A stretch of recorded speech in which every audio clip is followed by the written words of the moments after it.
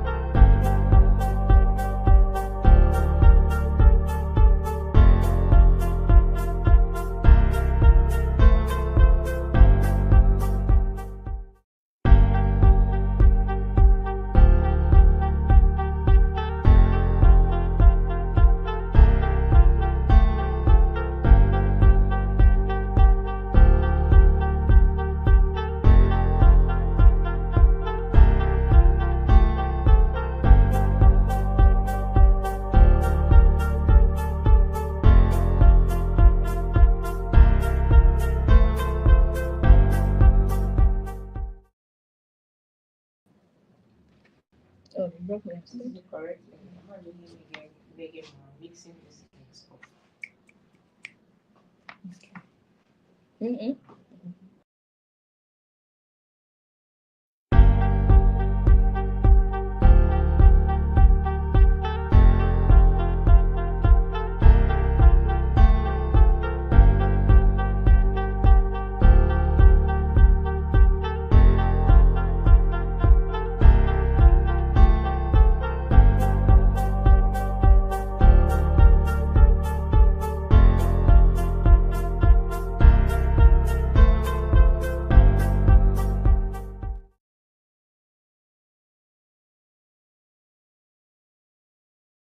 Print got delay. Oh,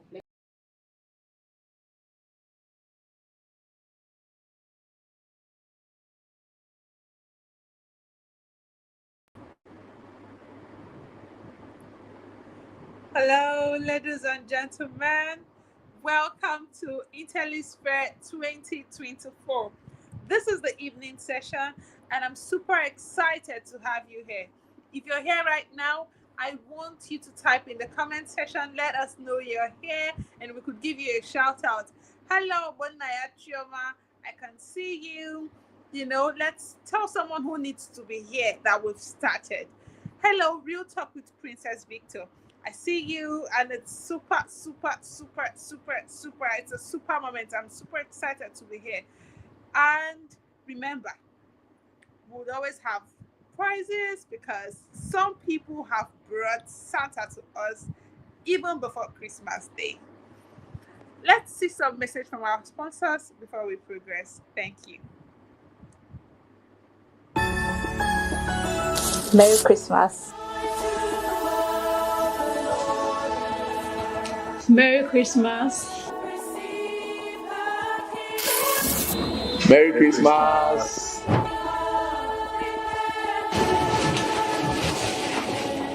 Merry Christmas. We wish you a Merry Christmas devoid of war. Oh, Merry Christmas. Merry Christmas. Merry Christmas. Where's Amara? It's true, where's Amara? This girl. You again. Oh. Merry Christmas and Happy New Year from Warrington.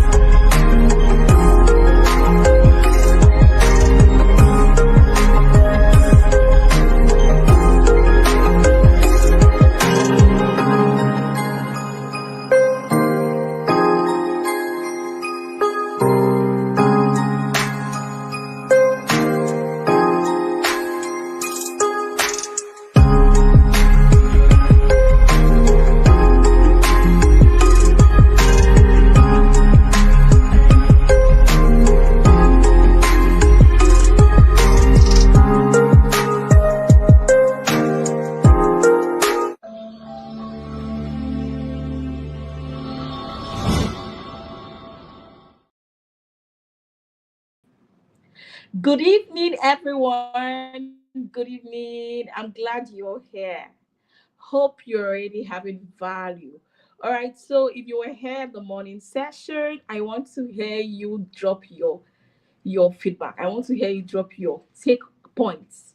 Okay, I know we had a lot of value. We had amazing session with our keynote speaker, Juliet Ian. We had the panel session was out of the world. Yes, the panel session was hosted by the TV queen herself, if Ijoma Innovon Etuk. And we had it was a flawless conversation. We had the panelists in Junwa, we had Idowa Debara, we had the special appearance of Miss Martina. It was an amazing conversation. So if you were in that session, I want you to drop your aha moments. I want to hear your highlights. Okay, so drop it in the session, drop it in the comment section. I want to read it out. Okay. I want to welcome our audience. Thank you so much for staying with us from the morning session. And now we are here for the evening session. Okay, so thank you so much for coming. You're welcome to this place. And our amazing speakers that are coming from all over the globe. Okay, they are coming here to share their wealth of knowledge. They are sharing their wealth of knowledge with us. Okay, these are experts, people with the results, people we need to hear. All right, so welcome you all. We are glad you're in this journey with us. I want to give a special shout out to our sponsors. Oh God, these people are so dear to our hearts because they didn't just see this vision, they keyed into it. And we're talking about no other people than number one, Warrital Publishers. Man, these people are amazing. They'll be giving us cash prizes for those that will stay to the end of this session. So make sure you're staying. If you go out, you're going to miss all those amazing gifts. Okay. So if you want to enjoy and benefit from the offers, make sure you stay to the end of this session. All right. And our second Odogu partner, Odogu sponsor, Odogu CCTV Global. Okay. So these people are giving us 3 gig to 10 participants. 10 persons will be getting 3 gig of data in the session. 3 gig, that's 30 gig. You know what that's going to do for you. So do not miss this session. Stay to the end. We'll be giving you how you're going to participate, the challenges. Okay, so make sure you stay to the end. Okay, so at this point, I would like to welcome Mr. Fola. Okay, our first speaker, sorry, Mr. Talima. Okay, Talima, that'll be coming on board now. Okay, so sit, stay cool, relax, and get value in the session. See you later.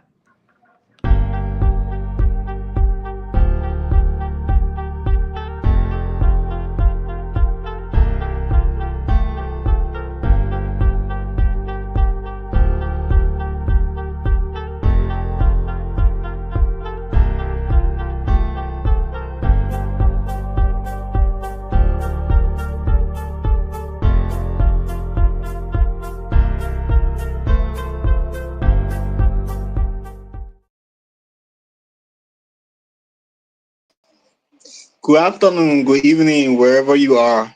I hope my reception is better now. And team, just let me know how my sound is like. I can proceed. Let me say thanks again to the team for getting me on. And great, awesome. It's nice to know that I am better now. And please get my screen shown so that we can get started straight up with this thing. Okay, great. So guys, thanks. I'm going to be talking about a topic that is so dear to education and to teachers as well as students in the 21st century, because everything that we do surrounds around how we work together and how we get people involved with the environment, as well as making the learning process a great one. So we're going to talk about creating an inclusive and equitable learning environment. It's going to be better for teaching and learning in this dispensation. So I have a few questions and I'm going to share quickly so that we can begin engaging and having the discussion to continue from there. So the first question has to do with this. What are the greatest barriers to inclusive education in your community?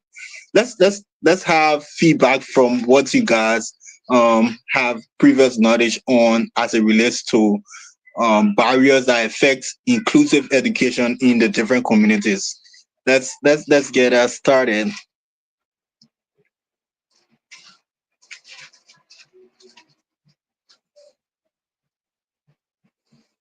So, waiting, there are several barriers that we face as it relates to inclusive education. And what are some of them that you might want to share with us so we understand what idea you have that you're bringing to this conversation? So let's share with us. Let's share with us so we know what we're doing. Um,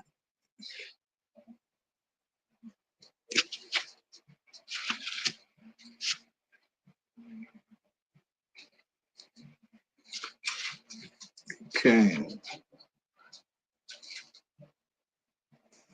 Okay. Okay, great. Outdated curriculum. Okay, great. Awesome. I see lack of resources. Awesome. Lack of resources, which is great as well. Yep. Yep.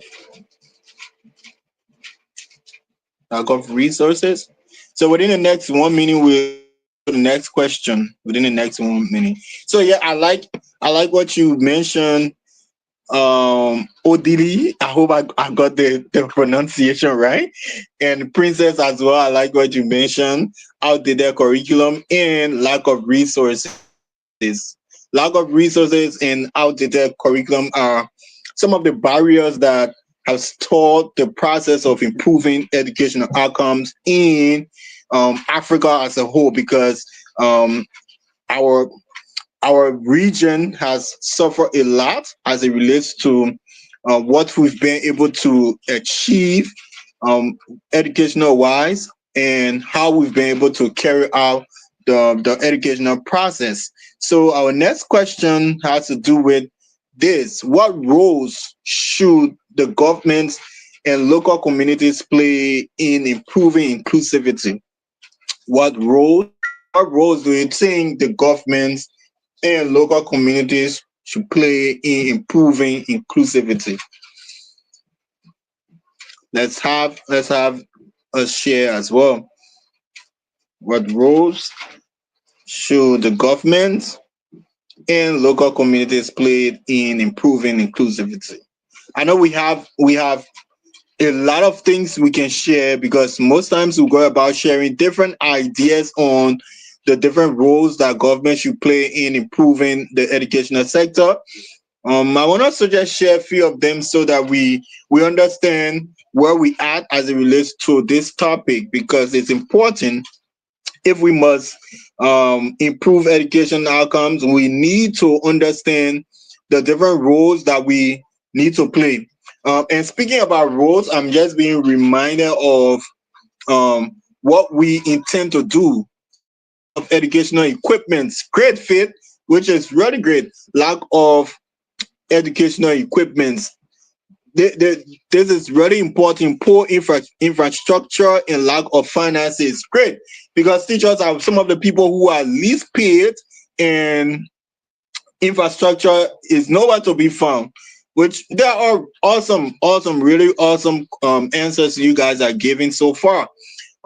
Which are important things that we need to discuss, because if we are not discussing these things and finding solutions to them, our education sector will continue to stay as it is, because as Africans, we should be redefining how we teach based on our curriculum, as well as the different approaches we take towards education. I was just going through a post on Facebook from a platform from the platform on Facebook, and a guy mentioned that I can't remember his name. He mentioned that some of the resources given to the government for the educational budget is so low, and I resonated with that because similar thing is happening here in Liberia. So I was like, we are all facing the same problem because we're in West Africa, and most of the things that affects us affects everyone. Affects one person, affects everyone, right? So it's amazing to know that we're facing the same problems and we can work together to see how best we can improve, right? So awesome answer so far. Awesome answer so far. I appreciate you guys for participating. Well, now I have another question. How can we as teachers engage all our students in the teaching and learning process, not just those already engaged and participating? I see Princess, you mentioned a question, but here's my question again. Building of educational system that promotes inclusivity. Okay, all right. Inclusivity as regards to the curriculum, making room for language, etc. Great. Language, we'll get there. We are getting there. We're getting there. We'll talk about language as well. It's important. But now let's focus on this question. How can we as teachers engage all our students in the teaching and learning process, not just those already engaged and participating? It's important. Most times teachers, we get carried away by those students who are actively engaged in the learning process, and we forget several other students need to come along. So most times we just focus on those active students and neglect the ones who are really quiet or the ones who aren't um ready enough to express themselves, right? So we need to understand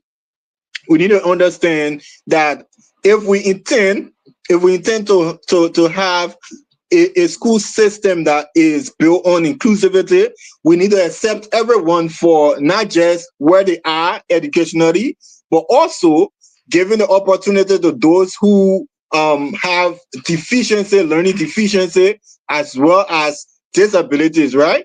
So when we bring all of those things together, then we are building a school system that is safe for learning, and a school system that is ready to encourage all learners, right?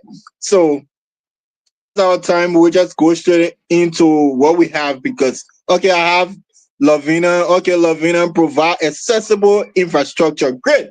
Yes, we need to provide accessible infrastructure because imagine if you have a school that is not accessible for individuals with disabilities. How do you expect that person to go in and learn? So it's important for our environment, not just the lesson, but it's important for our environment to be safe for students to access every other space for learning, right? That's awesome. Thank you, Lovina. Now, the next thing I have here is when classrooms are not intentionally designed to be inclusive, then a few students' voices tend to dominate. Most times, we focus on the students who are smart, are really active, who are proactive enough to engage in conversations, and neglect those who aren't involved in the conversations. But now we need to identify that at times we need to take a break. When we take a break and realize several other people are facing struggles with not being able to answer questions because of several other different reasons, maybe we need to take a break now and say it's time for us to give people the opportunity to express themselves. Nowadays in the classroom, we have transitioned to a more student-based learning approach. So how can we get students to participate and not just allowing the teachers to focus on expressing themselves and not giving students a chance to participate in the lesson? It's important.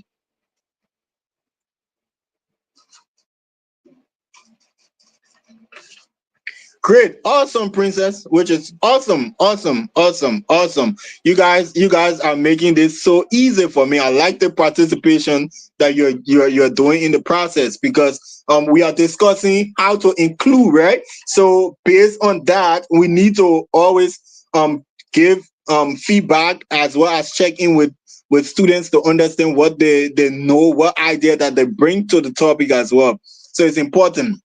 So we need to focus on those students who are dominating, to stop them and give others the chance to have their say in the classroom. Is important, right?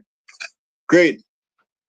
Now, another question: how can we avoid this, accommodate and avoid each student's unique learning needs? So it's important for us to realize that as we as think of transitioning to a more inclusive classroom, we should also have it in the back of our minds that these little things are barriers as well that stop us from achieving learning outcomes. So we need to take them into consideration when we start to plan. We should understand it's important to avoid them in order to have a space that is safe for learning, for the learning process. It's important for us to do that. So when we notice, or have identified these things, I have three things that we should focus on: the social economic disparities, the cultural biases, the limited access to resources. Great that we share so far some of the limited to resources as well, which are important for us to mention. Most times teachers are just engaged with students, and they don't have the requisite curriculum to deal with. They don't have the necessary textbooks. They don't have the classroom available to teach. They don't have the finances available to teach how they should be able to teach. We need to understand those biases and try to fix them, right? It's important. We also see cultural biases, right? In West Africa, we have several tribes, right? Most times, in order for us to engage students as students, we tend to have them being discussed based on the tribe they speak, based on where they come from, and all of those things are not important within the classroom. What's important is we have students to teach, and we need to teach them so that they learn and be able to apply. Because learning is actually understanding for application. That's the purpose of learning. So we need to consider these biases and take them away. In a country like ours here in Liberia, we have 16 tribes, right? So most times, this becomes an argument: which tribe is better than the other? All of these things are just distraction to the learning process. I understand Nigeria as a whole has a huge range of different tribes, right? That comes from different places, and they do things differently. We need to consider these things and take them into consideration as we prepare our lesson, because most times there are individuals who are struggling from the biases that we use on them to take them away from the class, and as well individuals who want to come to class but they cannot come to class because of how we've used negative words towards them, right? Always creating an atmosphere of openness, love, equality in the classroom. Great. These are all things that we need to do, because if we teachers are not creating that space where students are able to learn, because students wouldn't learn in a place that no love is shown, right? They should be able to learn. We should be able to create a space where they can learn and be safe enough to do that. Social economic disparities. I don't know for Nigeria the class system that is there, but in Liberia we really don't have a class. because you wouldn't easily identify the poor from the middle class to the rich, right? You wouldn't easily identify that. But however, most times people go about struggling with how they are able to address the learning process, the learning curve. People will charge overboard. People will charge overboard for students who barely afford. Education should be really free, right? Education should be free because of the level of finances that are going into our different governments. And we need to say these things because they are important. Education should be free for all of us to benefit from it, right? So we need to look at those things and consider them very important as we prepare our lesson for students. Another thing we're going to talk about is the definition now of inclusivity.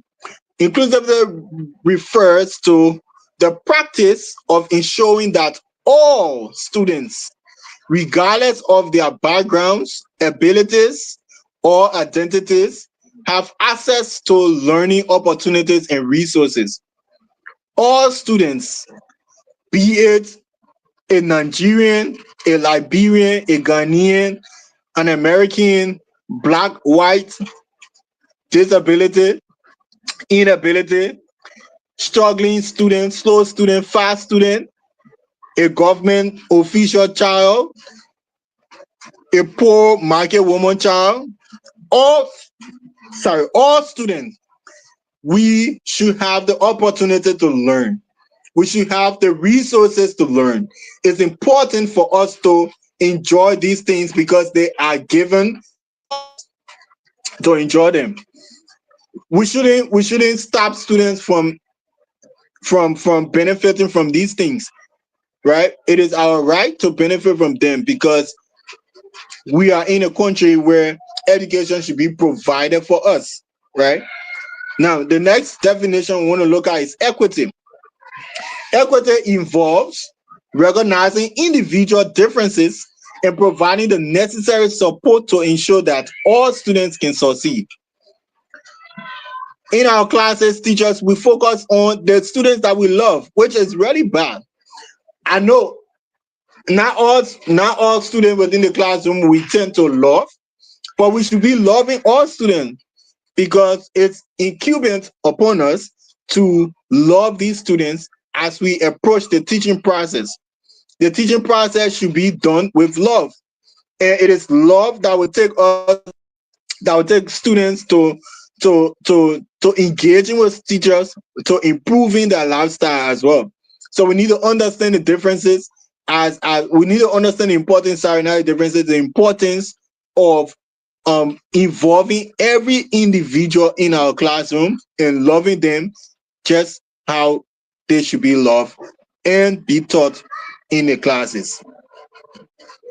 Now, some of the things we need to do when we have built equity and inclusivity in our school system, we should remove barriers to education. It's important that we remove barriers, all those barriers that stop us from achieving our goals. We should remove them so that our educational sector can be great.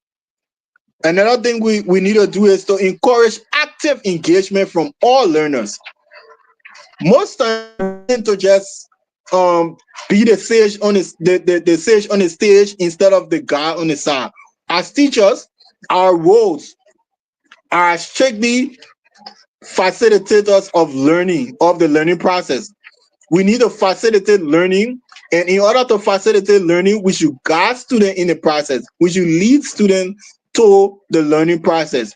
We shouldn't be the ones to think that everything that is said and done is going to be done by us, right? We should lead students, guide them in the learning process so that they become better, that they become good citizens, and that they learn to apply the skills that we've taught them. Another thing has to do with support learners to reach their full potential. It's our goal. It's our goal to support learners in every aspect of their lives. So we are ought to focus on learners. We are ought to support fully so that they become great citizens. And if we must achieve this goal, we should not separate people we love from people we hate. This goes across to all students, right? This goes across to all students. So we need to take that into consideration and love students, love students, and love students so that they achieve their full potential. Now, how can we improve inclusivity and equity? How can we improve inclusivity and equity? Let's hear from you what you have to say. Let's hear from you. What do you have to say? Now that we've laid the foundation, we've defined what inclusivity is and as well as equity. Let's learn how can we improve those two things within our school system. Let's hear from you. Let's hear from you. How can we improve them? How can we improve them? It's important for us to know that improving them will get us having an environment that is worthy for learning, right? Improving them will help us have an environment that is worthy for learning. So we need to understand how. How can we improve? How can we improve? Let's have a discussion on that. Let's have a discussion on that to help us.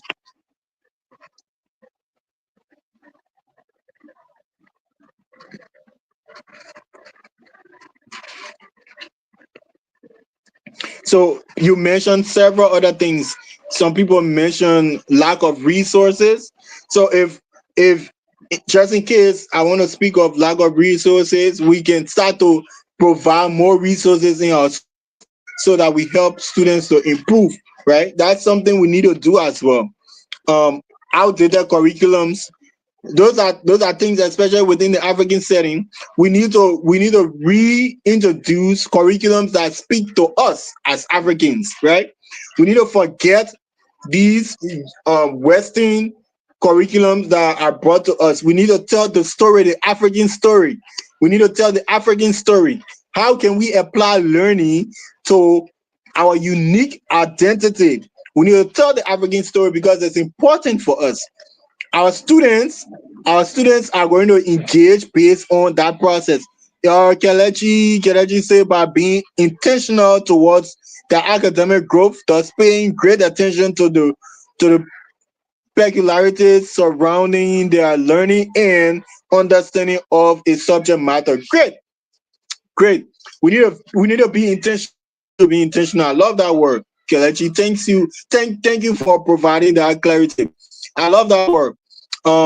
We need to be intentional. We need to be intentional because it's important for us. If we must improve the sector, we need to be intentional about it. How intentional are we? What can we do to improve? This is very important. This is very important for us. We need to improve. We'll move on. So some of the things we have here that we want to talk about, we need to integrate local languages. We need to integrate local languages. We have several local languages, and in order for students to learn, we need to leave from the formal to the familiar, the familiar to the formal. Sorry, we need to leave from the familiar to the formal. So the familiar language that we speak in Africa is our local languages, right? Right. We need to be able to do that and have access to students who can learn after that. The next thing we need to do is our traditions. We need to improve. We need to encourage our tradition within school. Our histories. We need to tell the stories, right?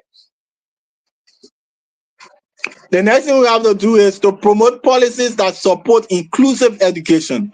Inclusive education is important because in Africa, one of the things we struggle with is people trying to do things alone. We need to encourage collaboration, support from people. So we need to include that into our school system. The next thing is we need to engage all educational stakeholders. We need to engage the parents. We need to engage the school administrators, the local government, the students, so that this message can be shared. This message is not just for certain people, but it's for every one of us. if we intend to be intentional about this thing, share the message with everybody so that our schools can be improved, the learning process can be changed, and everything around it. The next thing we need to do is to train teachers in special education and provide assistive devices to support students with disabilities, right? Teachers don't have the knowledge of dealing with individuals with disabilities. We need to help these teachers to understand how to deal with several disabilities and inabilities. We need to teach them. We also need to support students with disabilities. It's incumbent upon us to know how to do these things. We need to pair students to encourage and support collaboration. It's important for us to pair students in groups to support collaboration, right? We need to teach based on students' current learning levels. Teaching based on student current learning instead of trying to get students to be more of students that are already improving. We need to teach students who are already at the level that they are at so that they can improve based from that point, right? So let's keep engaging students. So we must be intentional. I like this part. We must be intentional in our efforts to create an inclusive and equitable learning environment at all levels. We must be intentional in our efforts to create an inclusive and equitable learning environment at all levels of education. It shouldn't be at just the lower level, but it should go and improve at the university level, at the community level, at the homes. We need to inclusivity in all levels of education. We need to embrace diversity.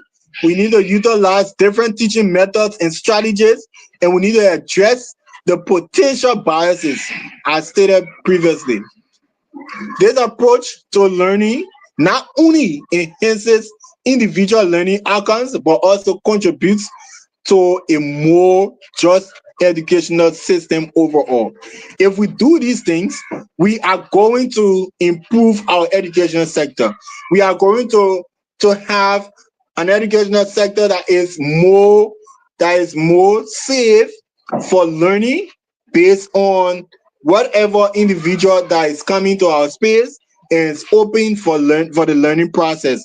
Thank you.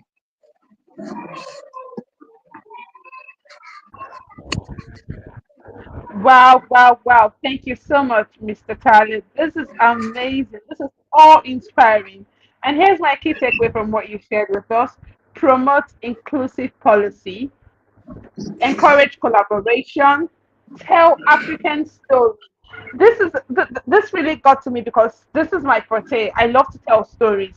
So when I'm being told to tell African story, I'm told to tell about my authenticity, to tell my story, my own self, in my own way, be my own voice, speak my voice, and be heard. And truthfully, education can teach us how to achieve all of those things. And of course, engage the stakeholders. We've been learning a lot about this since morning. And what you did now, Mr. Charlie, is out of this world. You came here and you cemented something that has been going on since morning. And really, it is a privilege to have you here. Thank you very much for Thank you. being here with us. We look forward to Thank seeing you next time at Intellisphere.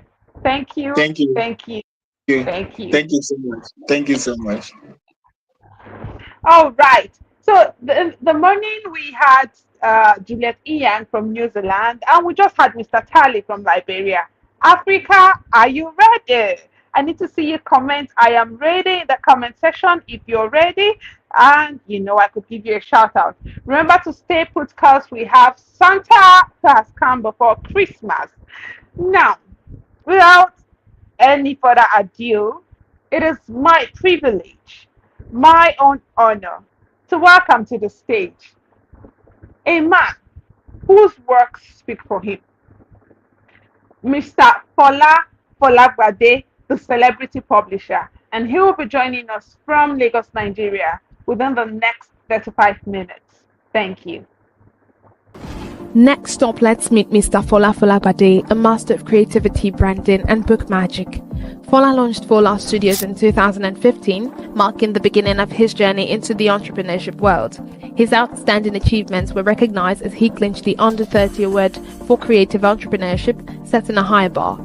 He's the best-selling author of 3 gems: Don't Call Me Lucky, You're Not Enough, and Trust for Sale. These books have continued to transform the lives of readers across borders. Fola's multifaceted skills in design, photography, video, and web merged to form Warritol, which over the years has left an indelible mark on Nigeria's literary scene and continues to do so by collaborating with thousands of authors. He is the president of Africa's leading publishing companies, Warritol and Warritol Media.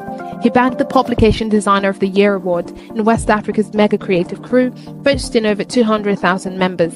BSG hailed him as Resilient Entrepreneur of the Year in 2022. In addition, Smart Brands Africa also crowned him Most Innovative Entrepreneur of the Year, sealing his visionary status and position as a visionary trailblazer.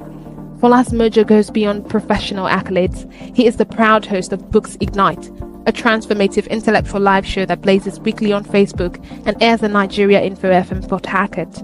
This show features conversations with great minds who share the impact of books in their success and transformation. Fola's dynamic presence has graced blogs, national newspapers, radio, and television platforms. As he says in his journey, his vision of building a formidable publishing enterprise which stands the test of time and leaves enduring legacy in the world of creativity and literature remains steadfast. Ladies and gentlemen, let's receive with a round of applause Mr. Fola Folabade.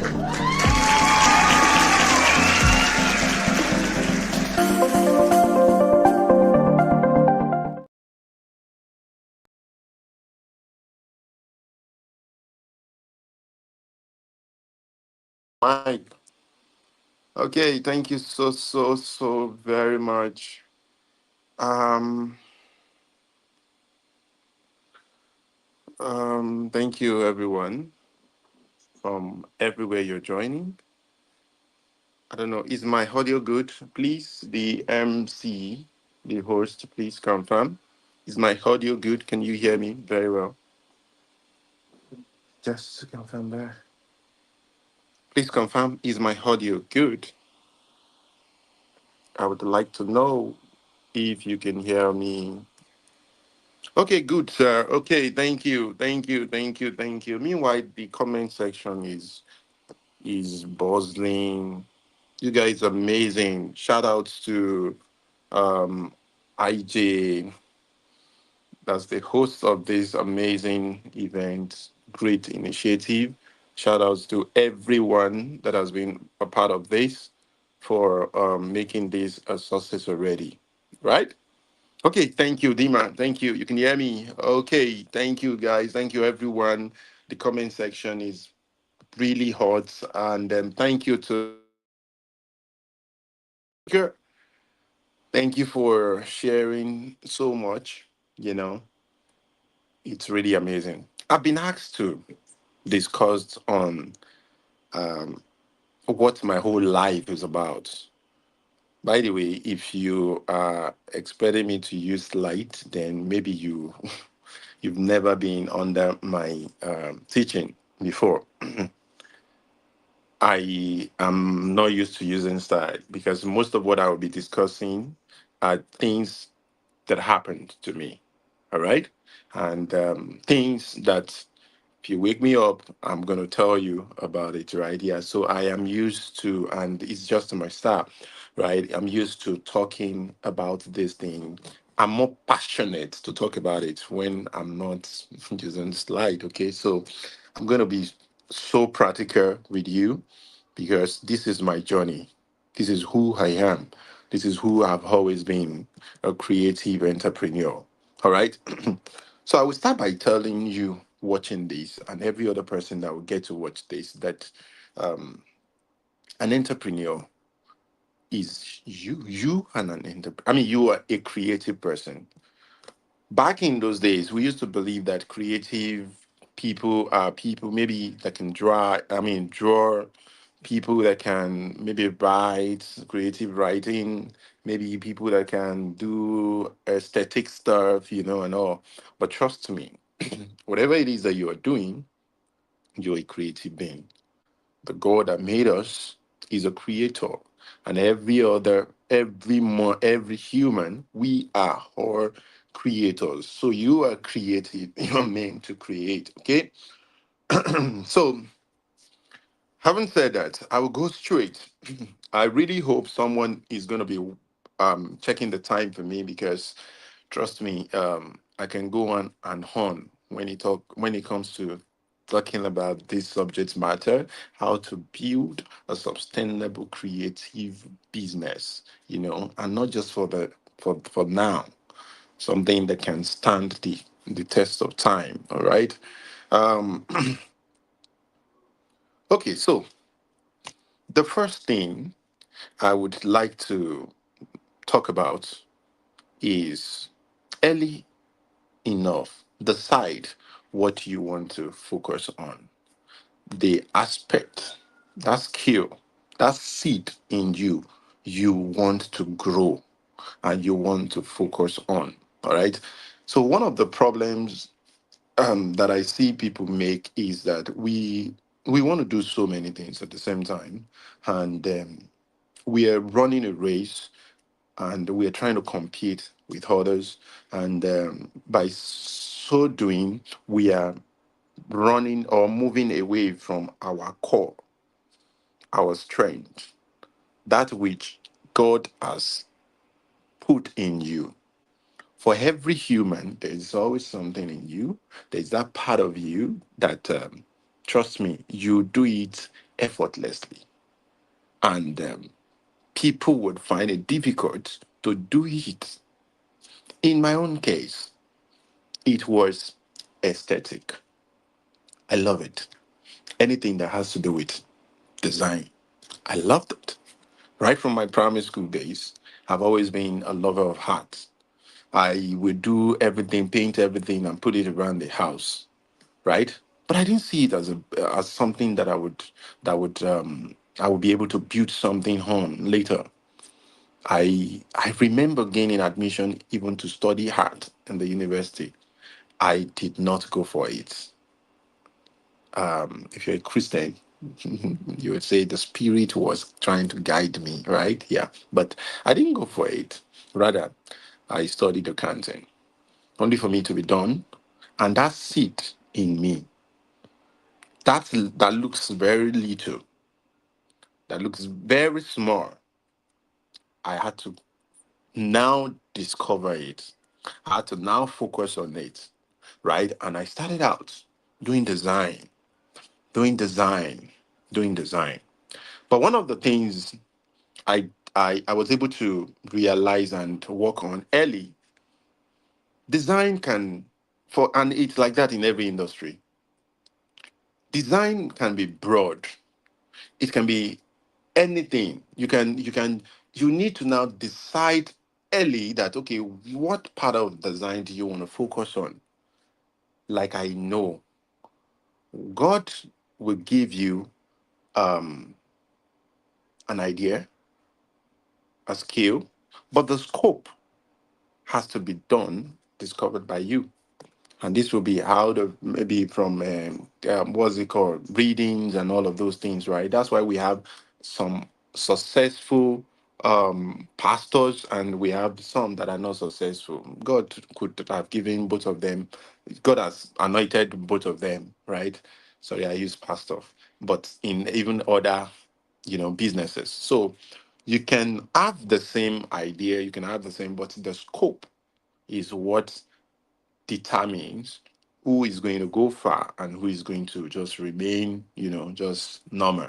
All right. Yeah. So early, I look at, I just knew that, okay, fine. I needed to do something to, I needed to define what and where I want to play, even in the design world.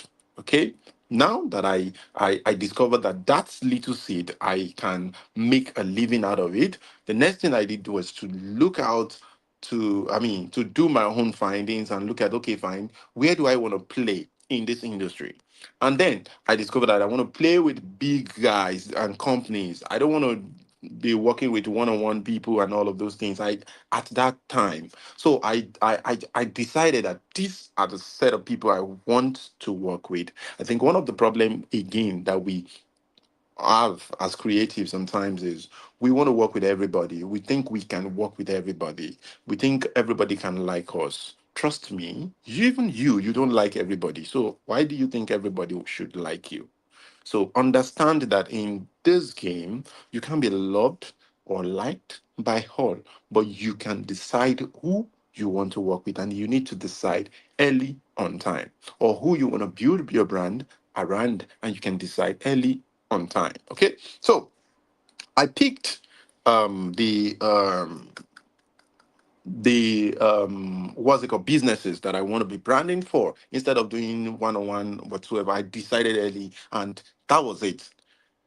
That affected my decisions, the kind of content I was creating, the kind of people I was attracting. It even affected, influenced the kind of people that was actually coming to me. All right, yeah. So and it started that way. I started working with brands and all of that, and it was all going smoothly. Now this will lead me to the second point I would want to talk. That is still I want to address, that is connected to the first, right? And that is building your brand around integrity. Building making integrity the core of your brand.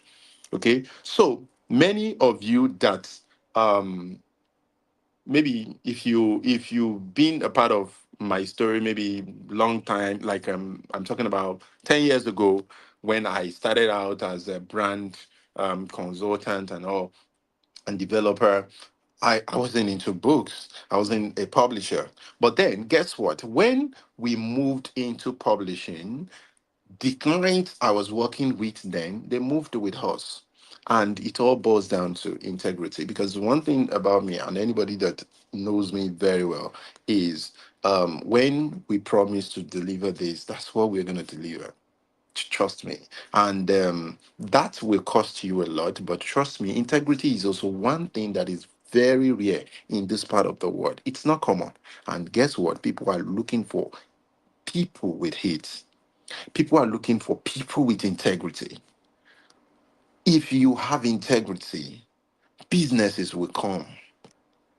If they know that you will go all out to get things done properly, businesses will come.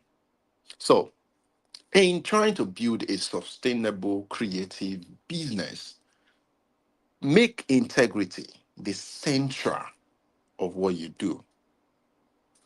When you are going to people should not, okay, so why when we started publishing, I remember one incident among many other incidences, right? One author reached out and was like, okay, there's a particular that he has paid three different publishers, before contacting us. She was not based in Nigeria, right, as at that time, and so she was a bit skeptical, right, and all of that. That these guys, they just took our money, and is either the communication line, the way they were communicating was so bad, and or they decide to not even deliver on the job and all, right?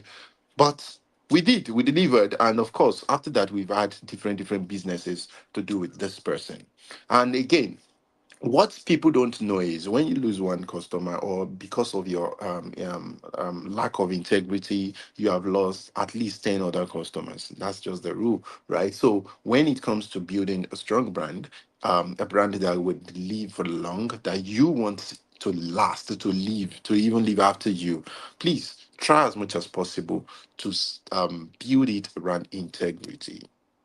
Integrity, it is very powerful for you to know that integrity is key.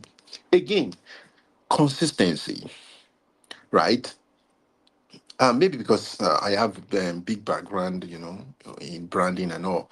I understand that part of consistency. People say they reach out to me sometimes and will be like, "Oh, man, you have been doing one thing for a very long time, even though it might look like I'm doing some other things, but of course, there's something about me about digging deep and then digging wide instead of trying to dig dig in different places at the same time, right? Yeah.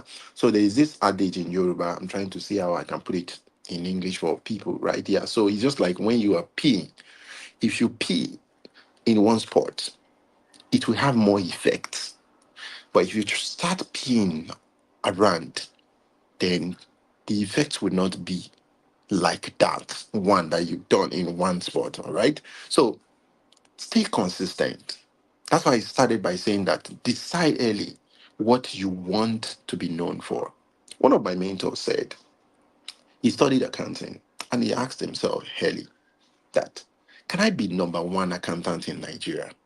And the question, the answer to the question for him, that no, he knew that there was no way he could. He didn't have that flair. He would just struggle. He would just be one of the accountants. You understand, right? Then he now asked himself, what is that one thing that I can be number one in Nigeria? Let's not even go Africa yet. What is that one thing that you can be number one? And that's the question you need to keep asking yourself. What is that one thing that you can be number one if asked? You are not born, you are not made here to just occupy space. Just because God just wants more people to just you were born to make significant impact. And the early you know, the better. So ask yourself, what is that one thing that you want to be number one in Nigeria? When they call, you'll be number one. You will just be number one. What's that thing? Or are you doing whatever it is you're doing because someone else is doing it? You're going to make a lot of mistake. Okay, so let me just go on. This time will not be enough, trust me. There's so many things I would have loved to talk about, but okay, I hope I'm able to touch base on them. All right. So I talked about consistency. Be consistent in even your communication. Be consistent in what you do. All right. Yeah. So be consistent. Be known for it. All right. Some of you are even doing business or doing you are doing something. Okay. So there was one guy like that. We used to be in the same church. We used to be in the same unit, and one day he came to me and he was like, okay, can I help him to publicize what he was doing? And I asked him what he was doing. He was a photographer. So I now asked him, in our unit, the unit in the church, how many people in the unit know that you are a photographer? Are aware that you're a photographer? Most people don't know. So you are a creator, you are doing something. Even your close friend don't know that you are good at it, or that you are doing it. All right. Some of you can sing, you are singing to yourself. Even your friend, they can't even say, they don't even know that you are a singer. All right. So it starts with your people, as in your close, your people. Are they aware that you are good? And I always say this thing: if your friends cannot vouch for what you do, they cannot say, no, go and meet Fola. Yeah, it's either of this. Number one, you are not good. You need to check what you are doing. All right. Or you need to change your friends. Okay. Because if you're doing something and your friends cannot beat their chest to say, no, if it's about cake, this is the person. Is it that your cake is not good? That or you are not good? All right. Or they are not your friend. All right, technically, you understand, right? Yeah. So your people are, I mean, your first clients, your first I call them choir, because they want to sing your praise, right? Yeah, they are the close people to you. They need to know. Some of you are doing business, you're even on social media, your friends don't even know that you are good at it, and you are looking for people that are far from you. Start with your network, your immediate network. All right. And I was having conversation with someone recently, and the person said, "Oh, I am an introvert." In this age and time, forget it. If you're an introvert and you are claiming to be an introvert, then there is a problem. I am an introvert. Trust me. Or I should say, I used to be an introvert. But if you want to make money, you must be good at selling. And I always say this: we are all selling. We are all selling. You are selling even when you don't know that you are selling.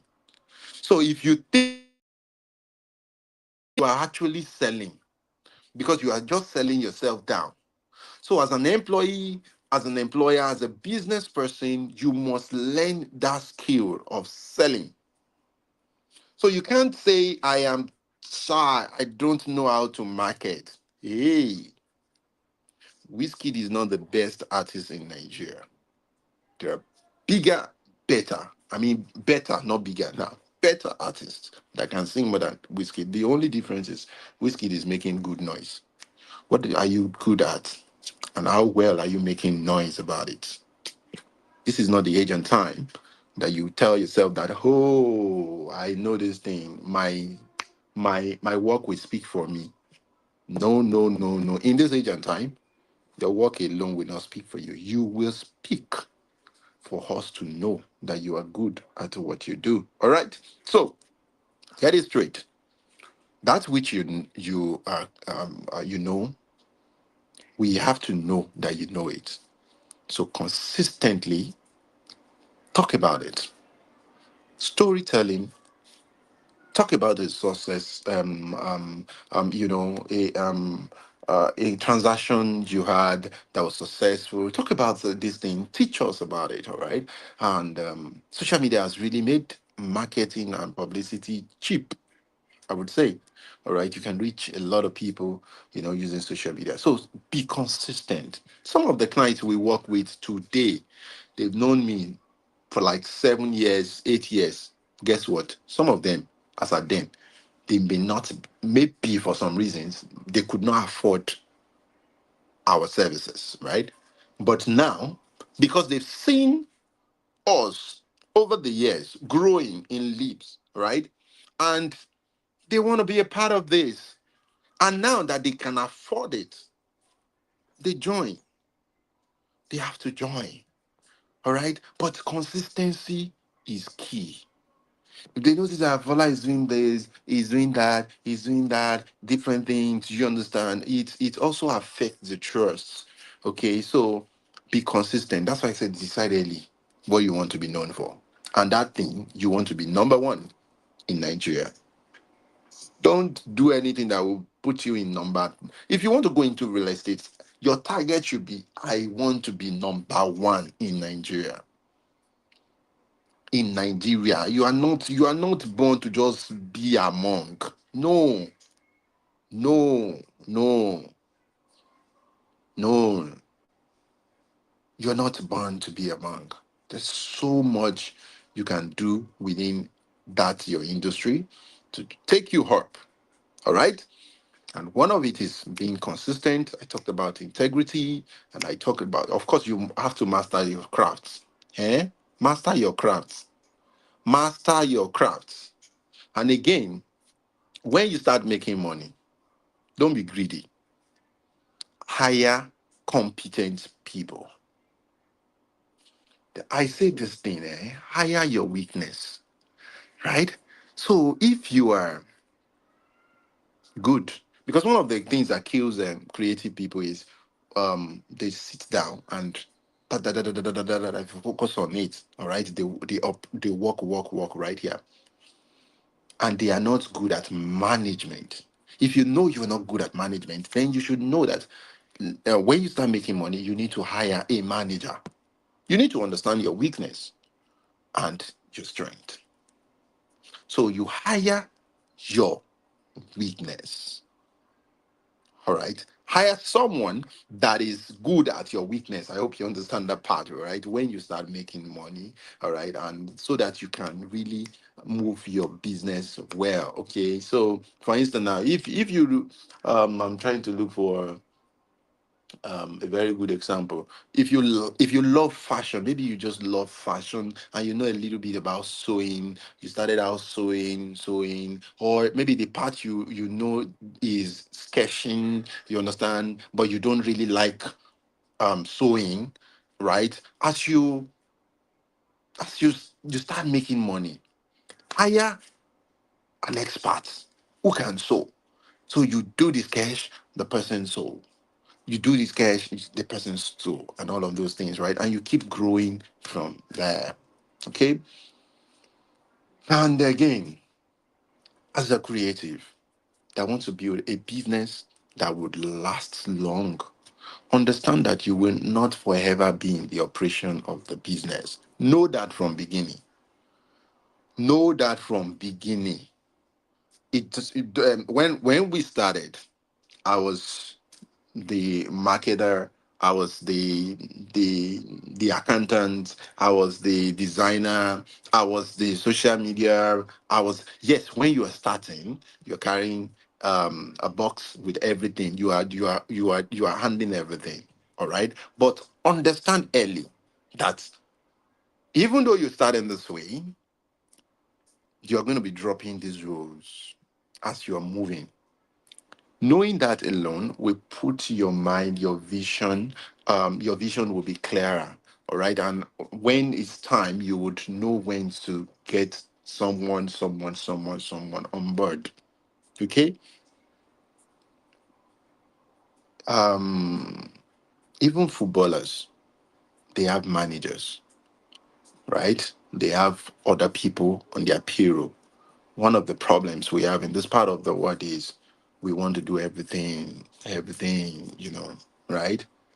You need to understand that you are creative, but much more than being creative, you need to master the business of what you do. And in mastering it, it can be a one-man business. All right. Before anything, I registered Fola Innovations 2014, right? In short, I was still working, but I knew that okay, fine, I needed to get it. So I knew that okay, fine, I am starting a company. Not I'm not I knew that this is where I am headed, all right? So understand that the future for you to build a business that will last long, right? You can't do it alone. You would work with people. And like I said, you should be aiming to work with people better than you, or you hire people in the area that you know that you are not good at, all right, so that they can complement you. Okay. All right, you hire, you partner, whichever that works for you in the long run. Is anybody getting something? Let me see the chat room to know if. Okay, I have 9 more minutes. 9 more minutes. Okay, thank you for that. All right, creative people. One of the I have to jump some points. Some points. Right here. So what then? Now 5 more minutes. Okay. Thank you. Okay, so one of the problems again that we creative have is money comes like sometimes, especially when you're a freelancer, you get money here, you get money here, and you're quick to want to just right. That's why if you don't have that vision, if you don't have that goal of building a proper business, you would end up just getting the money and you're just spending it, and then you. But if you're building a business, if your vision is to build a business and you've already envisioned it, when those monies are coming in, it would help you in planning. The money is not yours, trust me. Even though you are the one doing the job, 100K comes in, it's not yours, right? um I started paying salary when our whole revenue was not more than 100,000. I hired. That's how I have known early that I am all for business. Okay. And then now we pay salaries in, millions, right? On a monthly basis, right? And look at that. It's because I have envisioned this and I have been working towards it. So when money comes in, you're not seeing it as your money, you're seeing it as business money, right? So understand that early enough. And of course, leverage on technology. Times are changing, and you need to also be quick to change. AI is there now. Understand how you can integrate all of these things into your business. Don't be um outdated. All right. So you need to get all of these things done, right? Yeah. So, and again, this is important. Prioritize self-care, right? As a creative person, we work more with our head, right? So sometimes I am also there. I'm also learning. Trust me, I'm also learning that, right? Yeah. So self-care is important. Okay, so you may think that you are not carrying wood, you're not doing, based on what you're doing, right? Yeah, but trust me, you are really stressing yourself, your brain, your body, and a lot of things. So know what to do to take care of yourself at the right time, because at the end of the day, with help, with sound health, you would be able to do more if you know how to calm your nerves, right? Sometimes rest, sometimes take a break, okay? I'm saying so many people that are not here with us again that started, you know, beautiful ideas, and because of stress and all of that, they had to die early. All right. So please prioritize, your health. All right, among other things. I will want to pause here because I actually thought I would be able to um, though there are other things, but I had to jump to the last one now. I hope I would still have other time. We'll meet some other time to discuss, around this thing. But of course, I hope you learned something today. And lastly, please, continuous learning. Please add that. Or add that. We learn every day. We have to keep learning. All right. So no matter what you think you know, you need to keep learning. Once you stop learning, you are dying. Okay, so keep learning, keep learning. For you to even want to be number one in an industry, some of you just think that Warita just became. I was watching one of Oyedepo's video before Oyedepo launched Covenant. He studied many universities histories, but in this part of the world we don't want to read, we don't want to do research, we don't want to, and it affect now. Covenant University is one of the best in Africa. I think it's even the best in Africa and number 73 in the world. Number 73. You know what it means? In US alone, we have over 200 universities. And this school is was recently rated number 73 in the world. It's not joke, it's hard work. So you need to decide early what part of whatever it is you want to focus on, you must be number one. That is the goal. Every one of you. All right. Thank you so very much for having me. My host. Thank you for your beautiful smile. I like your Thank glasses. you. Thank you for Thank you. thank you for Thank you. for putting me in that as in at the time and all that you were dropping really helped. All right. If not, we All would have been right. here for the next 1 hour. All right. Thank you. Of course, I understand that perfectly. I know what it means to have a lot to share, and even if you have a full intense week of training, it may not be enough to exhaust what you have to share, because something someone has been doing, I mean, a decade experience is nothing that one can actually, share within an hour or even a week. So I understand that. Thank you very much for being here with us. And here's my key Thank take from what she said: hire your weakness. This tells me or reminds me of the importance of fighting negative competition, because you cannot hire your weakness if you are competing negatively. So that means you're reminding us this evening to hire our weaknesses and make sure we are making or focusing on healthy competitions. you. Also, you talked about focusing on networking. There's so much talk about collaboration. So this morning, we've heard a lot about collaboration, and I understand it cannot be overemphasized. And this is an important thing. I hope people are taking note of those things. You said, master your art. This is amazing. And of course, when we look at Warrior, we understand now that people who are there have mastered the art. And of course, marketing yourself. I used to say I'm not a good marketer. But when I understood that everybody who has something to offer is a marketer, I started telling myself something differently, that I can market this. So, Mr. Fola, thank you very much. This is an amazing session. And joining you here right now is an amazing person, the growth manager for Book Place and Implants of Warito. She will be joined by the book chef too. So please let's make welcome Miss Idowu and the book chef. Thank you. Okay, my people. Good evening, Okay. boss. Good Hello, evening, book chef. ID. Yes, sir. Good Is evening, this good boss. evening, good evening, good evening, good evening, my people. Good evening. Good to see you guys smiling. Hi, Jay, why are you not in glasses? We're supposed to all be in glasses now. Okay.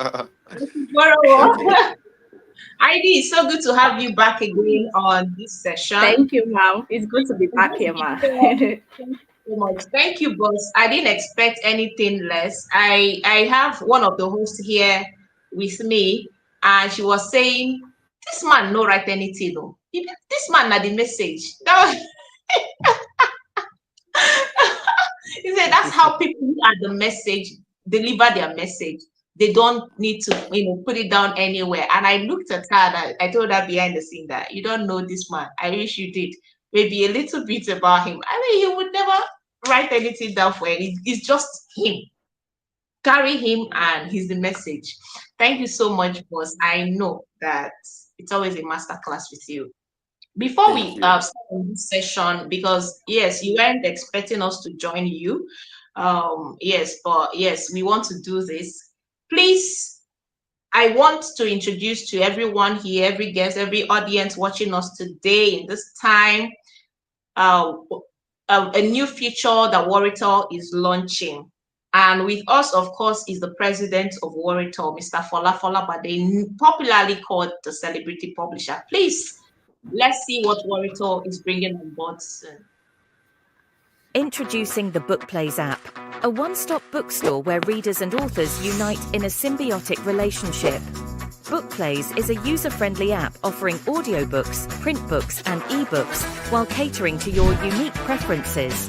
With Bookplays, you're guaranteed easy navigation, seamless payment options, responsive customer support.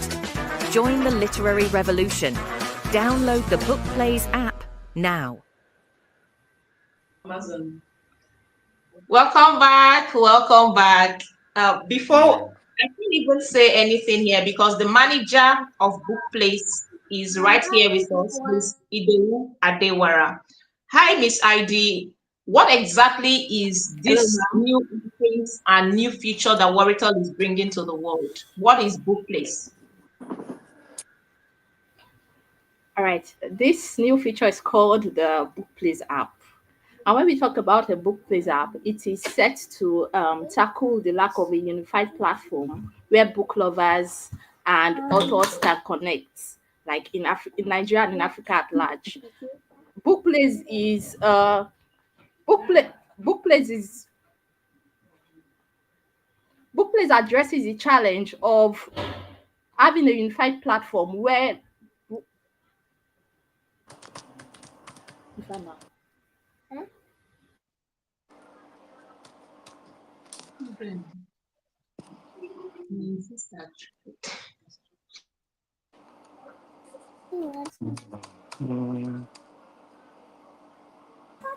So sorry about that.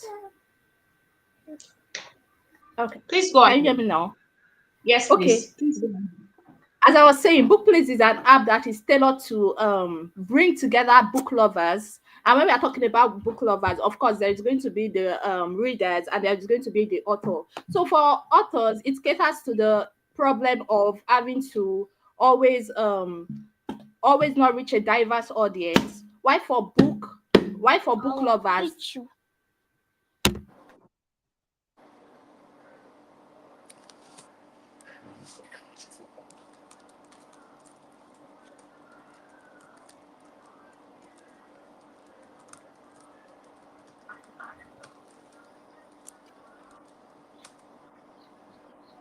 ID, we can see you. Okay. Oh, so sorry about that.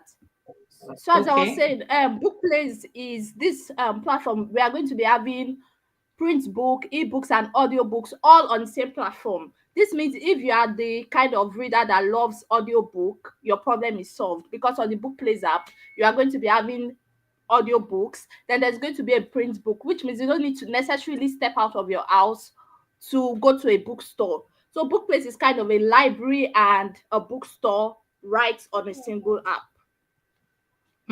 Amazing. Amazing.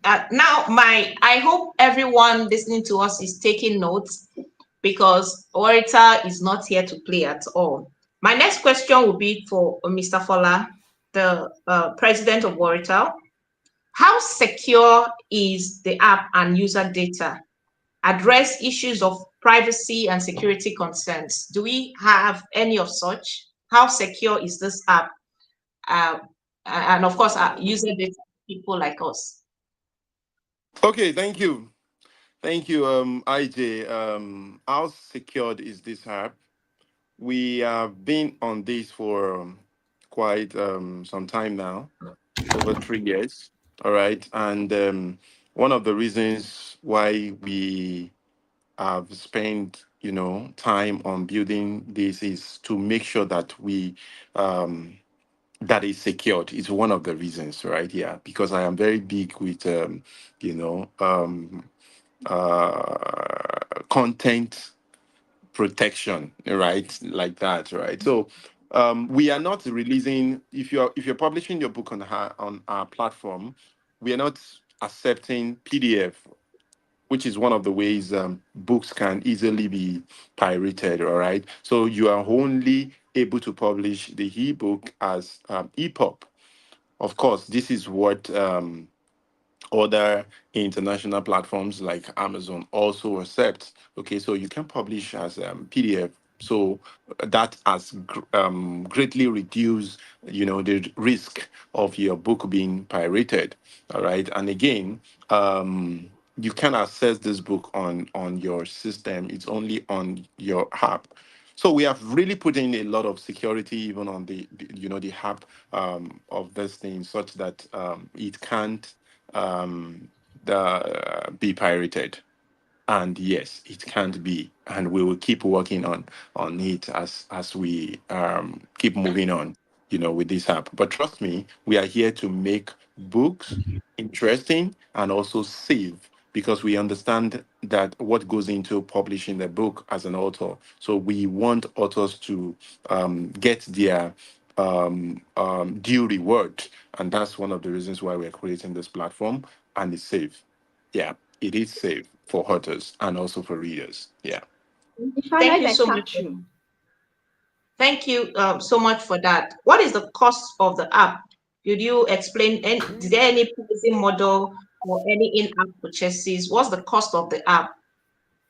Is there Okay, any cost so for users? okay. To publish on the app is actually free if you have your book written, already written. To publish on the app is free. Okay, so you just need to learn how to, which is very very easy. All right, or you reach out to our team to get your book on the app. All right. Yeah. So, and of course, the sharing, profit sharing rate is very friendly. Okay. So, if you're selling ebook is 80/20. That is, you are taking 80, we are taking 20. All right. So the same thing we have for the audio, we have for the print book as well. Okay. So so it's quite it's free. It's free. So to have to get on the app, it's free.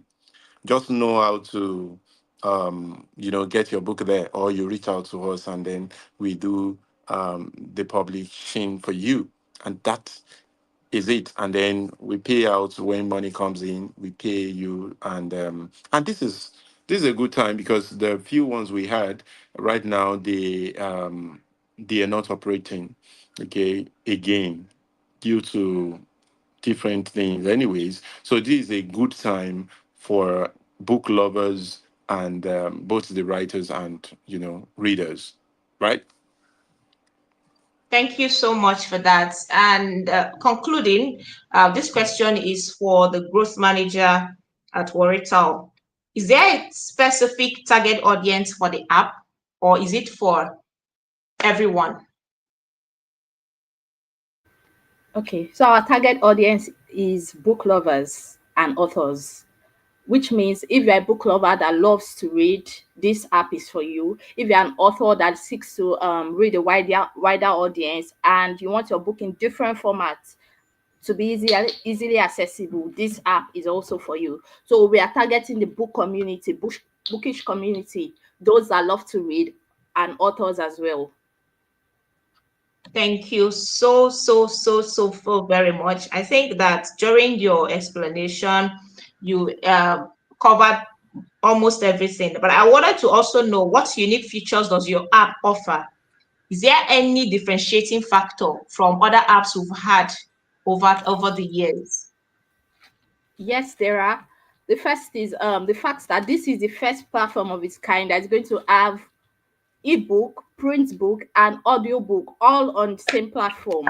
Like it's not going to be different. Like you get everything right on the same platform. Also, we have visually appealing interface that is very easy for users and audience to navigate. Also, talking about the fact that this particular app is going to have a feature whereby where you are reading a book or listening to an audio book and you have a part that catches your attention, you can share on social media. So they already laid out templates for you on this app that when you are reading and there's a particular line in a book that catches your attention, you can just click on it, then design it right on the same app, then share to your social media platforms. So these are the different features. And of course, we are going to be upgrading the platform based on the feedback we'll be getting from the users and audience subsequently. Amazing. Oracle did not come to play. When is this app launching? When? Because I'm an author. January You 5th, already know I'm an 2025. author. That is next month. When? Next month, January 5th, January 2025. 5th. Get ready for it. Okay, so Yes. it's going to be launched next month, January 5. Someone asked a question now, that is it going to be subscription based? Okay, no, it's not subscription based. It's going to be you're going to be buying, just like you're going to a bookshop. All right, so you're going to be buying and you have access to it. So if you buy audio book, you have access to it for life. So it's going to be in your library, though on the app. All right, if you buy an ebook, you have access to it for life in your. So we are not using the model of subscription. All right, so you buy what you like and you have access to it for life. Okay, and you can buy print copy. So if, for instance, you have a book and the book is available as ebook, audiobook, and print book, you can have it on a platform, and people can buy based on their preference. All right, yeah. So I hope that answered it. That answers it. I'd like to say congratulations, a very big congratulations to the Warito team, Warito Publishers, Warito Media. Recently, Warito launched their filmmaking imprint, Warito Media. Their short film is on Warito Media on YouTube. Go and see for yourself. A lot is changing. The disruption is crazy in the publishing space. And when Mr. Fola agreed to come, grace this summit, I did post when I wanted to share about him. I said, I dare say this is the number one publishing publishing company in Africa. Please, if you know another or a better one, tag me to it. With that, I'd love to say thank you to Mr. Fola. Thank you to the growth manager for Bookplace for being here. And thank you for sharing your insights. Have a wonderful day ahead. Thank you. Thank you, ma'am. Thank you for having us. Bye. I'm still here because I'm not leaving at all. I will be joined by the distinguished contributors who are, I introduced them before, who are, I call them family. Please bring on my people, the distinguished contributors. I want to just host my session at once.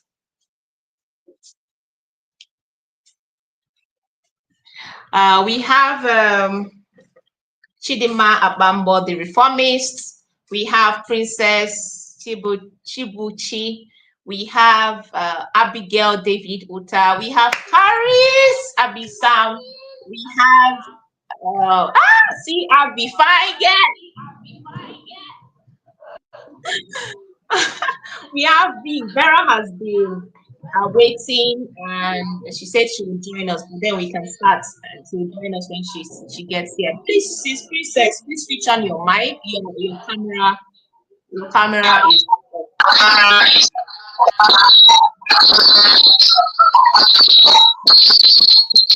Okay, please check your camera or something. The noise, yes, is too. Okay, can you hear me now? I don't know where the noise is coming from. Hi, Abby. How are you doing? I am fine. Can you hear me? Am I loud enough? Loud and clear. I can hear you. I can hear you. Please, if Chidinma is here, Chidinma Abambo, please, tech support team, look out for Chidinma Abambo. Please bring her on. Bring her on if she's backstage. If Vera is backstage, please bring Vera on.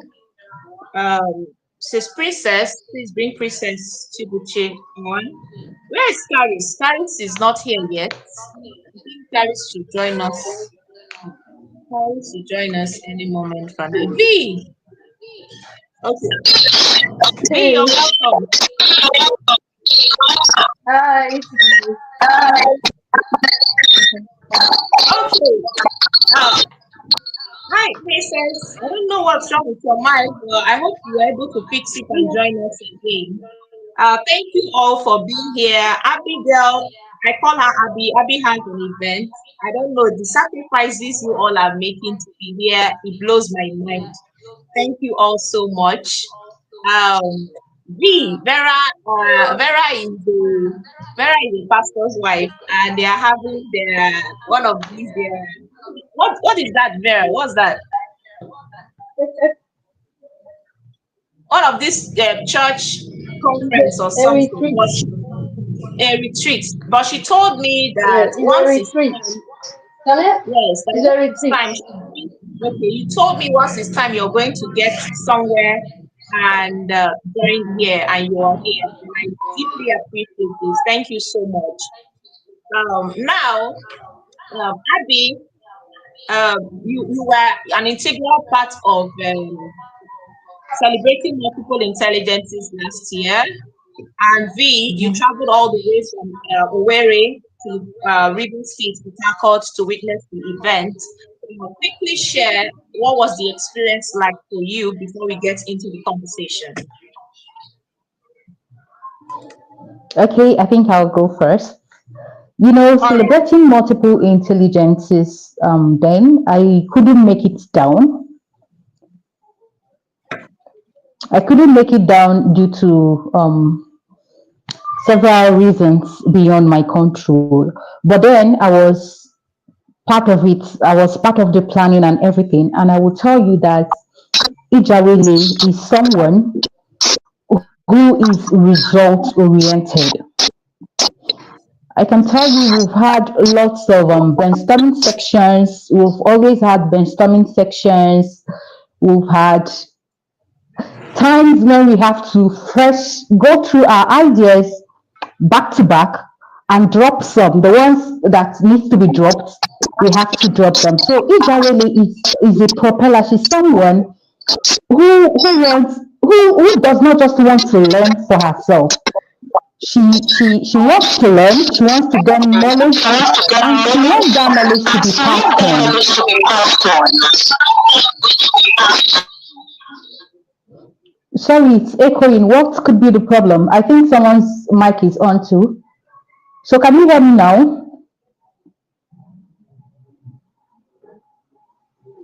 Let me know if you can hear me, please. I noticed, yes, I noticed the echo. So let me know if it is from my end. And if it is not, please. So, like I was saying, Ijawele is someone who is result oriented.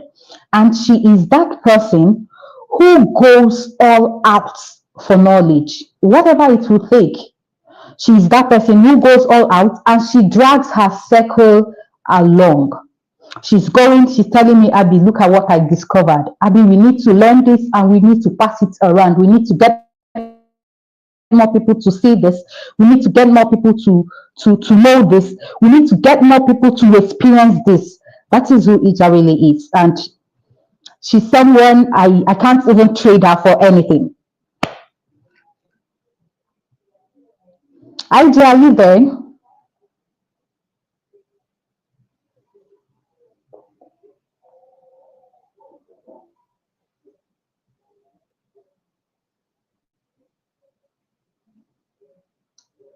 What happened? IJ, are you there? Or Miss V, do you have anything to say?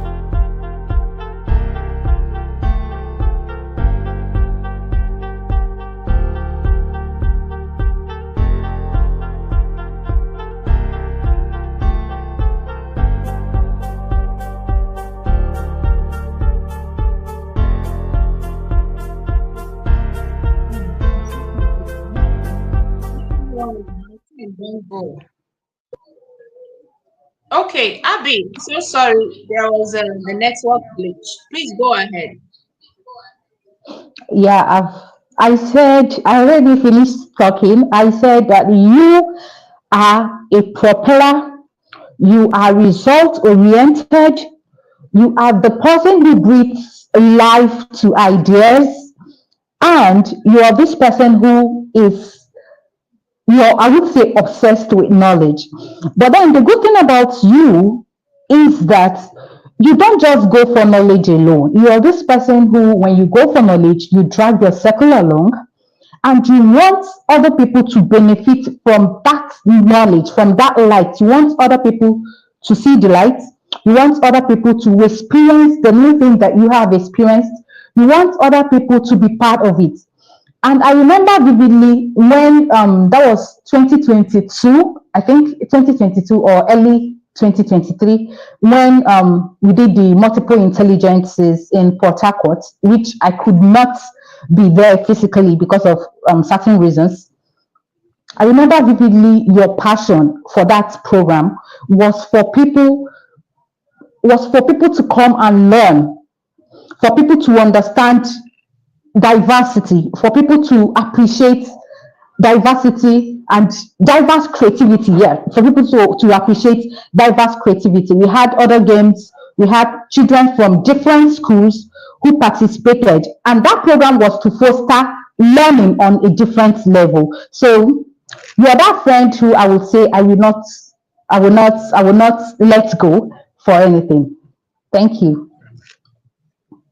I don't know what to say now, but yeah, I mean, my mic keeps echoing. It has an echo. I don't know why. Thank you so much, Abby. Thank you. I want us to get into the conversation. I don't know why is V experiencing network issues, Chidinma and Paris.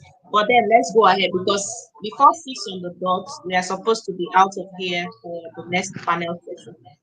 So, Abby, I have a question as it regards education because you're an academic writer and you've worked in the academic space for a long time.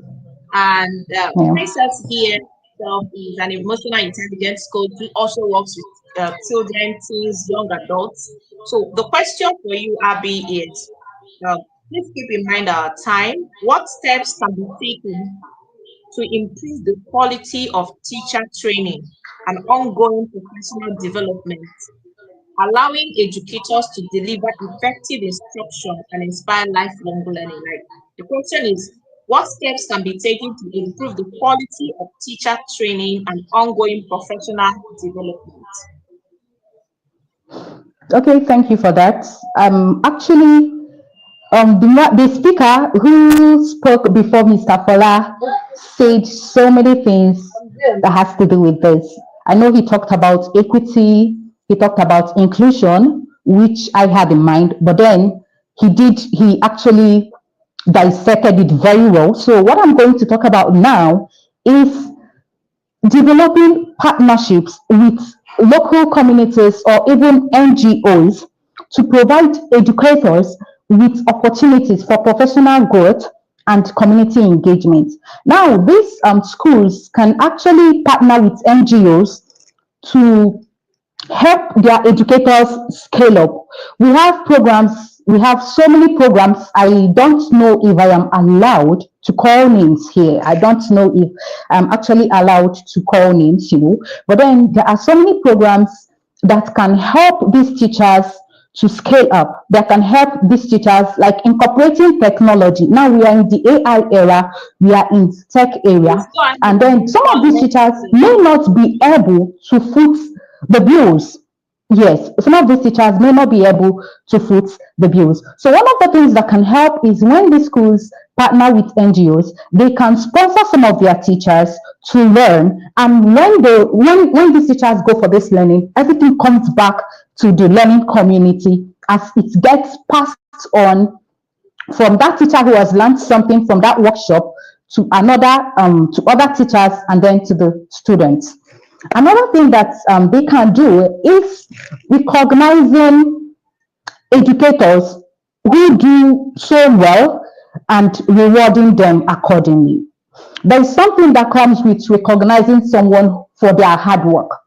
When you tell this person, we see what you do, we appreciate what you do, and we have this for you, there's something it does to not just that individual, but every other person in that learning environment.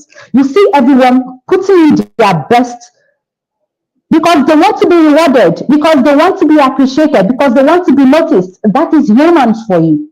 That is just the not natural human for you. So in a settings, in a learning community where the hard work of these educators are being noticed, and not just that they are being noticed, but then they are being rewarded for the hard work they put in.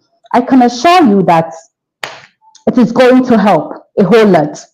It is going to help. Then another thing I am is sorry, I am rushing so fast is because I have another engagement offline which you know about. So another thing they can do is prioritizing the well-being of these teachers. I listened to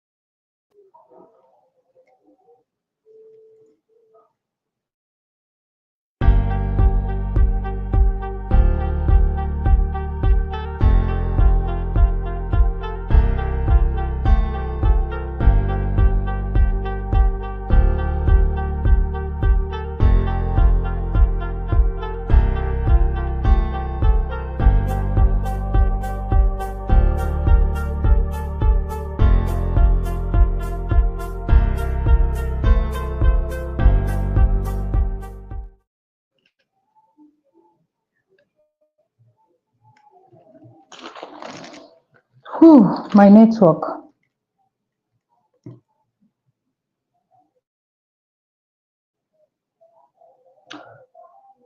Oh, can you hear me now? Yes, I'll get back to you, Abby. Let's just hear from Princess so that we get back to it because of time. This question is for you, Princess. How do you help teams differentiate between feeling an emotion and acting on it in high pressure situations?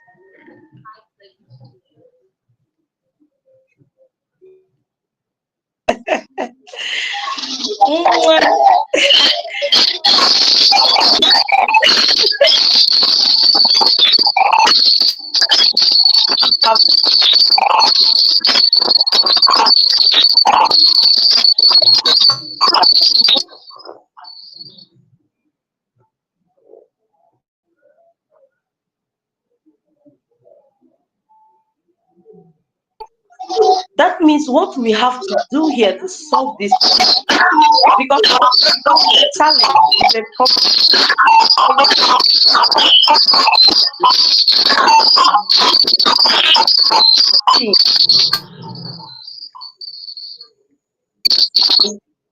to keep either decide to learn.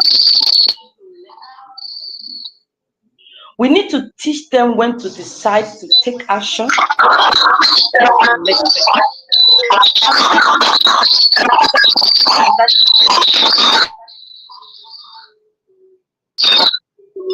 Because these things, they need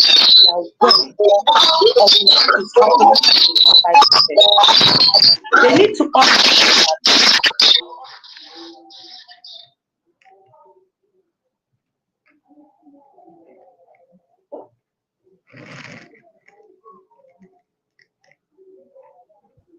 Okay. Caris is not here anymore. I don't know. I think a lot of people are experiencing network issues. Guys, Princess, you may need to, if you're using artificial mic, you may need to remove it because if you're using an artificial mic, just take it off. Yeah, it's messing up with the audio.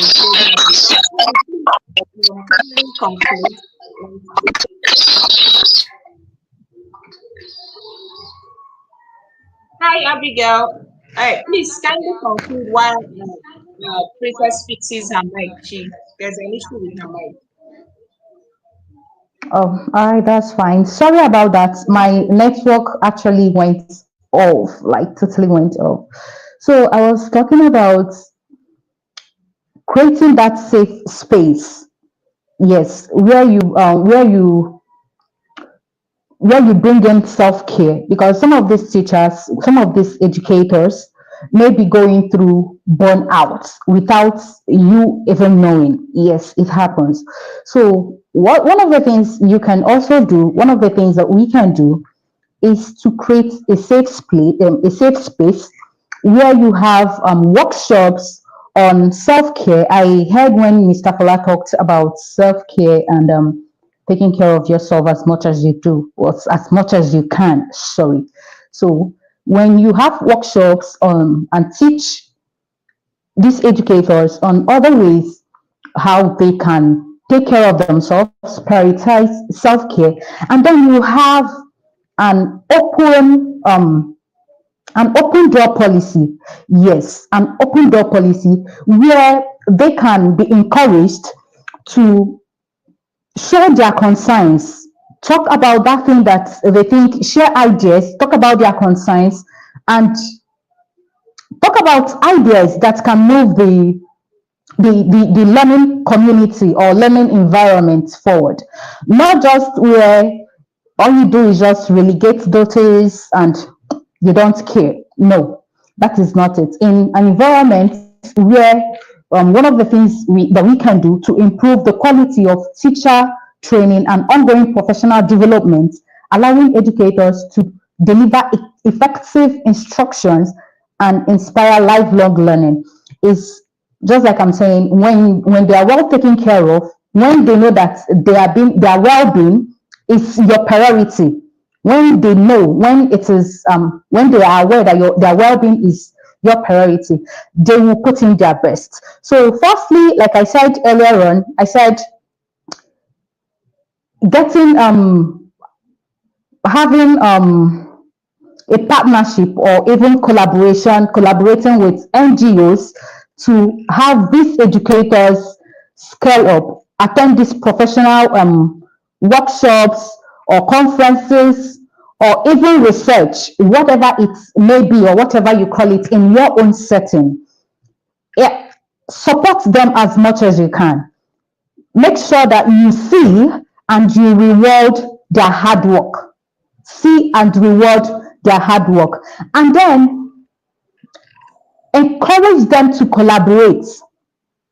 Encourage them to collaborate. Can you hear me, please? Yes, could you? All right.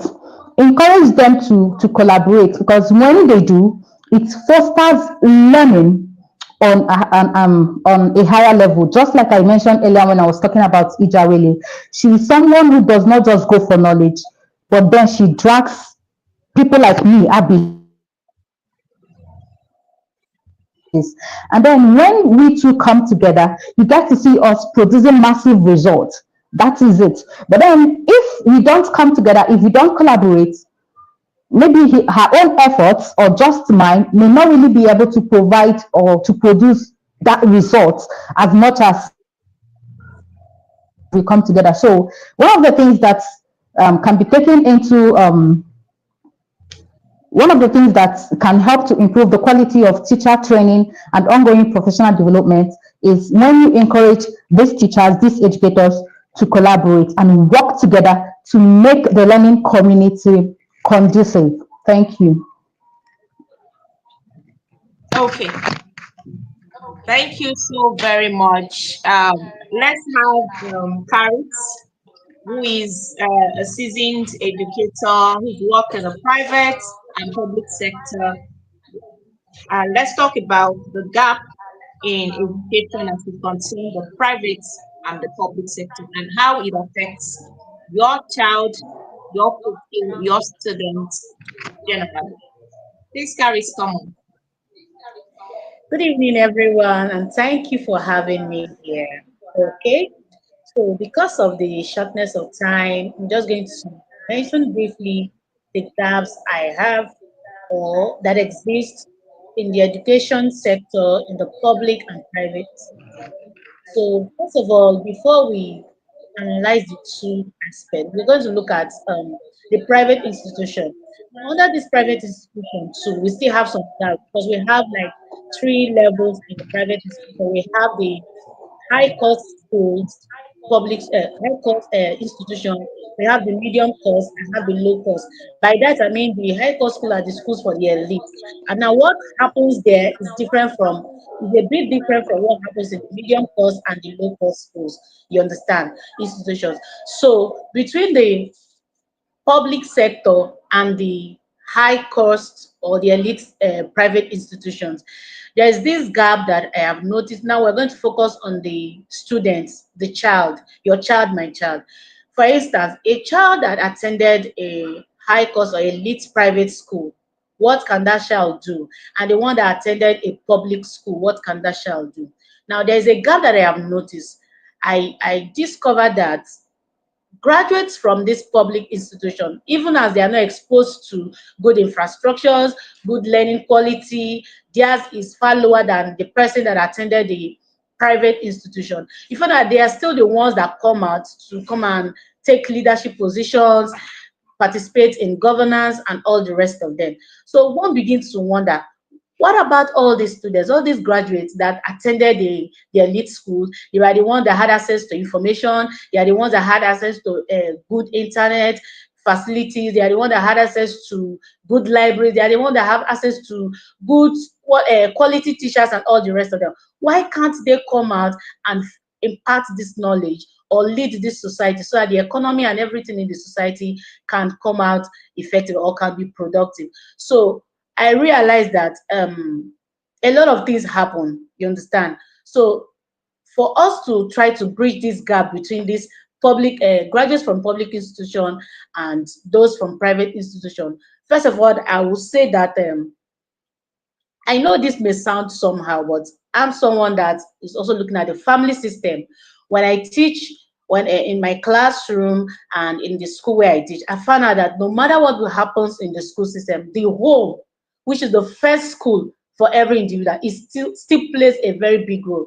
So one of the things that we can do to bridge this gap is that from the home, parents too can encourage their words, especially parents that can afford all these school, all these elite school. They should encourage their children that when you come out with all this knowledge you're having, with the quality of information you're having, when you come out, you're not going to keep it to yourself. You are going to come out and lead. You're going to come out and make a difference in the society. For example, at the convener of this program made mention when she was sharing her story that it was her mom that encouraged her to study English. Told that with the way you are, if you study law, it won't be useful. Now, that's the role that the home can play.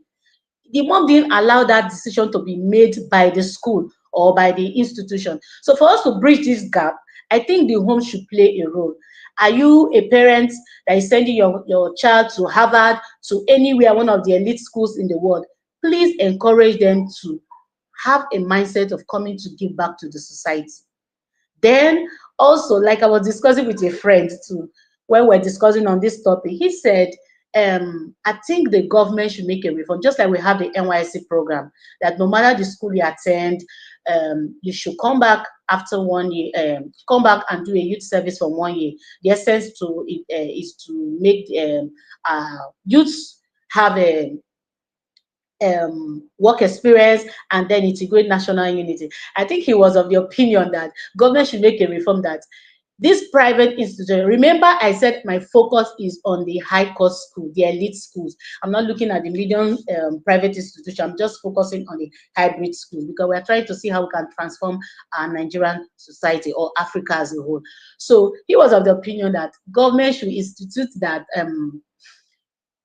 those that are attending the private institutions, because of this gap, because the private institutions are well equipped and with all the facilities they have, because of this gap, for them to understand the Nigerian society, to be able to give back to the society, they should do at least a 1 year in a public institution, whether it's going to be at the primary, secondary, senior secondary, or junior secondary level. That one of the ways to bridge this gap is, for example, see someone that will attend a British international school, and for the first time is coming to a unity school for 1 year. The kind of things that child will experience, they will say, oh, is that what the Nigerian child, the average Nigerian child goes through? Is that how the system works? That way, those people can even be encouraged to come and give back to the society. So that's one way we can bridge the gap. When the other, because I know that some person, the NYC is already doing that. So if a child is able to understand the system of the public institution, they'll be able to give back to the society on that. Then the Nigerian legal education is already doing something like that. My husband is a lawyer, and sometimes when we discuss this thing, he also is of the opinion that the gap is too much. That when you see students that come from all these private universities, all the big private universities, they come into the law school, Nigerian law school, you see that a lot of time they cannot cope. The gap from what they experienced in the private institution and what they that attended the public tertiary institution is so different that sometimes they can't cope. You see them, so you see that these people that attended, the students that attended the public institution, they are the ones that will keep encouraging them. Sometimes even mentor them on how they can cope because the system, whatever happens, is so different. Now, so that's what the legal education has done. But he was also saying that if you even follow what happens in the Nigerian law school, you find out that it's even different from what happened in the average public tertiary institution, because there, like you always say, they even pamper them. You don't do anything. Your own is just to wake up, read your book, and go back to classes. Somebody is taking care of your environment is being cleaned, your water is being boiled for you, everything is being done for you. Yet you see these students that come from this school, they can't cope. Now, you now wonder, with these gaps in these experiences, how can they effectively contribute to the society? Little wonder, most of them, when they come out, they just establish their private companies, private businesses, and they run. And then we have children, or we have graduates, or people that come out from these rural schools, public institution who did not even have access to quality information. They are the ones that will come and contest for the elections, enter into public places, public offices, hold up public offices, and then begin to lead us. So this gap, it's something that we should really take note of. So if we integrate, so I have mentioned that first of all, we start from the home. Parents of these children can encourage their children to think of how they can impact the society, give back to their society, one. Then secondly, like I said, the government should make a reform whereby every Nigerian child should attend a public institution, even if it's 1 year. Understand how the system works. You understand? Then thirdly, like the government is already doing, they should still improve on their provision of amenities for the public institution. They should improve on that, especially access to internet, access to ICT. Imagine some schools in the rural areas where we visit, they don't even know what is ordinary Microsoft Word. They don't even know. They can't operate. They don't even know what is Zoom, WhatsApp, nothing. They don't even know about it. So just like the government is trying, they should do more in regards to that. And then to finally, because of time, school owners and the proprietors of these private institutions, they should encourage their students. You understand? They should encourage them that come with all the information you're having here, with all the quality information, access to global opportunities you have here. Please have a mind on how you can come and give back to the society. Encourage them to participate in politics, encourage them to participate in public leadership position. To me, that way, Nigeria will greatly, greatly improve. I think about 2 days ago, I was in a virtual book launch, and the convener who wrote a book on her journey in Canada as a medical doctor, she said that with what the school, she gained scholarship, a fully funded scholarship to study, to do a clinical fellowship in Canada there for 3 years, and then she came back. So everybody was shocked that in this era of exodus, this day everybody's jackpot. How come you had the opportunity to even travel with your family and you came back? So she said that her mom encouraged, in fact, it was her mom that said in that launch that her mom encouraged that she should come back and give to the university, because the university actually did her a favor. She was not supposed to go because her time was not right, but the VC had to waive off and give her that permission to go. So because of that, the mom said, you have to come back to the university. All you have learned abroad, you must come back and improve the system. Maybe when you have worked in the system for like 3, 4, 5 years, then you can go back abroad. Now that's what we're talking about. That's the function or the impact of the home. So to bridge this gap is not only the government, it's not only private institutions. Thank you. Thank you. Okay, Thank so you. Thank they you. can all help in doing this. And then, like that lady, that doctor is doing tremendously well in the university teaching hospital. This country, our society will improve better, and our educational system will also improve. Thank you. Thank you very much. I understand why this was called Distinguished Contributors, because the distinguished is distinguishing very well. And this is really, really, really inspiring. Thank you very much for being here. Thank you, Princess. Thank you, Precious. Thank you, Bookshelf, for bringing us the 1% of the 1%. Those are the kind of places I like to be, where we have the 1% of the 1%. Thank you so, so much. Now, moving on, we are rounding off, but the bottom part is always the sweetest. So moving on, we want to welcome an amazing person. Without any further ado, I hope you still have your notepads and your pen and everything you need to take notes and learn. Let's make welcome Dr. Ella for an amazing session. Thank you.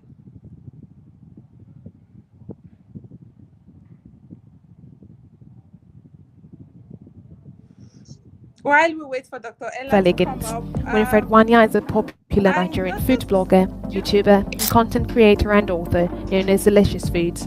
She shares a variety of recipes from Nigerian delicacies to international dishes on her YouTube channel and website. Her engaging style and mouth-watering visuals have earned her a large following.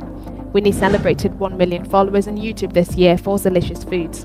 Winnie is a brand ambassador for more than 100 companies such as Power Oil, Coca-Cola, and Techno. Bash Amuneni. Basha Muneni is Nigerian manager of Abuja Literary Society. He's also Nigeria's ambassador to the World Poetry Slam Organization and African Cup of Slam Poetry. As a performance poet, he has performed at Lipfest, Cabafest, Poetry Africa, Elite Fest, Slamaroon, and so on. Most recently, he shared stories at the 28th Poetry Africa, the Festival of Ideas, a journey into African knowledges at University of Sussex, today 80 commemorative readings in Portsmouth City, and an honorary investiture event organised by Miles Leadership University in London. He was the performance poet at the commissioning of the African Development Bank HQ.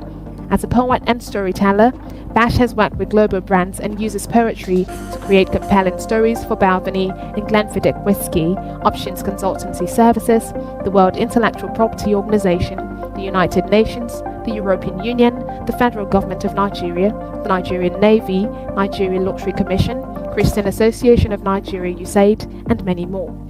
Bash is also an architect and project planner with a collection of poems titled There is a Lunatic in Every Town. Mercy Hepzibah Ndifong, Journal of a Jesus Girl. Mercy Hepzibah Ndifong is a writer and spoken word artist passionate about weaving truth into compelling, digestible stories. Her journey into writing was inspired by an innate love for literature and a desire to communicate deep truths through creative expression. In 2023, she won the Warwick Hall in collaboration with Chinaza Favor Prize for Fiction, earning a publishing deal for her debut short story collection, The Lies We Have Believed. She shares her work on her Facebook page, Journal of a Jesus Girl, where her stories and reflections have cultivated a vibrant community of over 70,000 followers. Mercy Hepzibah resides in Calabar, Cross River State, with her husband. Onyekonwu Victory, Odoku CCTV. Onyekonwu Victory is a passionate youth development coach, productivity catalyst, and transformational leadership advocate. Committed to empowering young people, she helps them discover their path, build capacity, and accelerate productivity. Through Esteem Teams International, she inspires, models, and connects young people to resources that foster entrepreneurial leadership and life skills. Her transformative leadership and mentoring program equips and empowers young people with the skills and resources needed for transformational leadership and sustainable community development. As a certified computer engineer, she leverages her expertise through Odogu CCTV World to provide security services and train young people, empowering them to start their own businesses. Recognized for her impactful work, Onyekonwu Victory believes in the power of human capital development and strives to leave a positive impact on everyone she encounters. Meet the host for this session, Dr. Ella Ezeadeleje, Veronica's daughter. Dr. Ella Ezeadeleje, fondly known as Veronica's daughter, is a celebrated social media influencer, storyteller, and advocate for women's empowerment. With an engaged following, she captivates audiences with relatable stories in life, marriage, and societal issues, while offering bold insights on sex, relationship, and personal growth. A seasoned academic, Dr. Ella holds a BSc in Political Science from Nnamdi Azikiwe University and advanced degrees in International Relations, including a PhD from the University of Port Harcourt.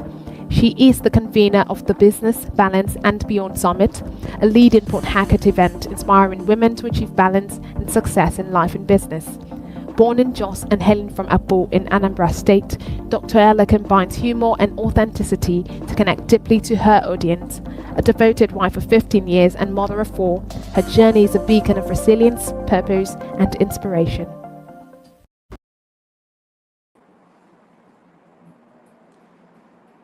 Good evening, everybody.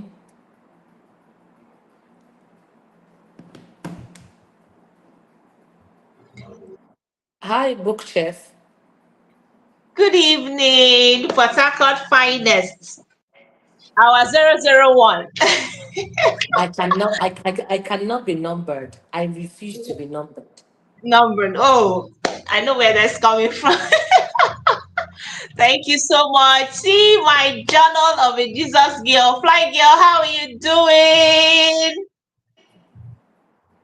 Your mic. I think you're muted. Okay. I'm sorry. I'm fine. Nice to see you. It's so good to finally see you. Hello, Dr. Ella. Hi, So Mercy. behind the scene, everybody is a big fan. So let me tell you ahead of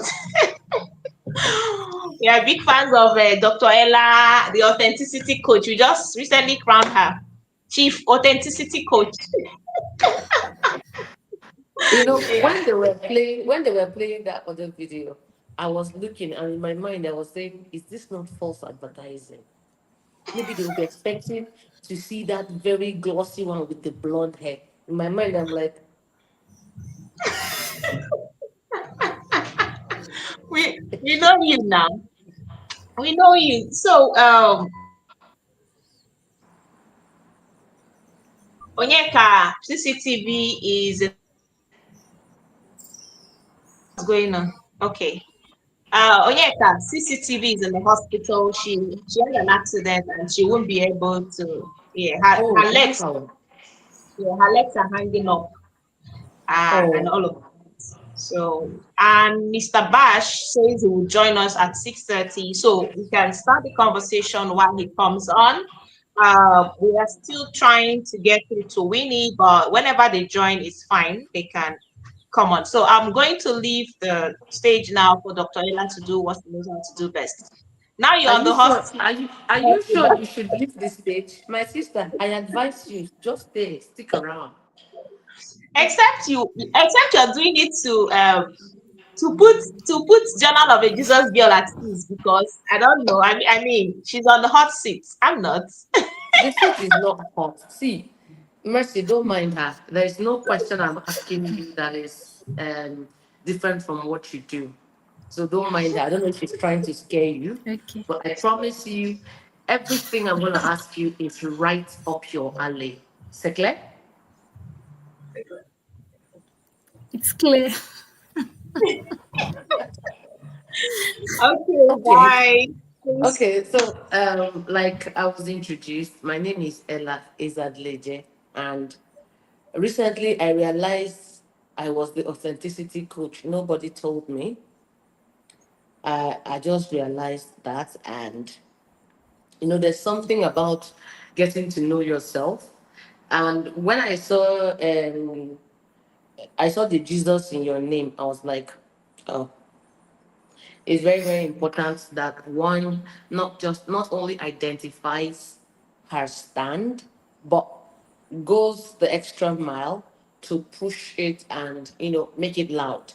Because in this day and age, somehow Christians, this is not a Christian program, but it's in your name. So in this day Yeah. and age, Christians seem to be hiding. It's like it's no longer woke to be a Christian. It's like when you say you're a Christian, people look at you as a gullible person. Like, really? I'm sure you have a papa, you have a Yeah. mama, you are a Yeah. tithe player, you are this, you are that. So when I see someone who's so proud and standing for her faith and her beliefs, it makes my heart glad. Now, Thank you're a writer, right? you. Yeah, I am. How have you cultivated such a very strong online following? What strategies did you use? Because see, it's very hard to build a following as a writer. There's nothing scandalous. There's nothing controversial. There's nothing hot topic about a writer. It's easier to blow if you're a skip maker. It's easier to blow if you do something that gets people talking. But Yeah. when your audience comes to you based on the power of your words, it means it must be something special. So tell us how you've been able to do that and establish yourself as a force to be reckoned with in the literary world. All right. So I started writing in 2016. I used to write in my journal. That's where the name comes from, Journal of a Jesus Girl. So I used to write in my journal. I would just write thoughts, write. I read a lot. I'm a voracious reader. So I'll be writing from what I've read, my own thoughts. And one of my, I was serving then in Ibadan, Oyo State. And one of my youth corps members saw my journal and I was like, "You write so well." And to me, it's just writing. I mean, I'm just It is. writing. And yeah, he writes so well. And so she borrowed the journal, and the next morning she told me she was so blessed. Why don't I put it out there, share some of these thoughts out there?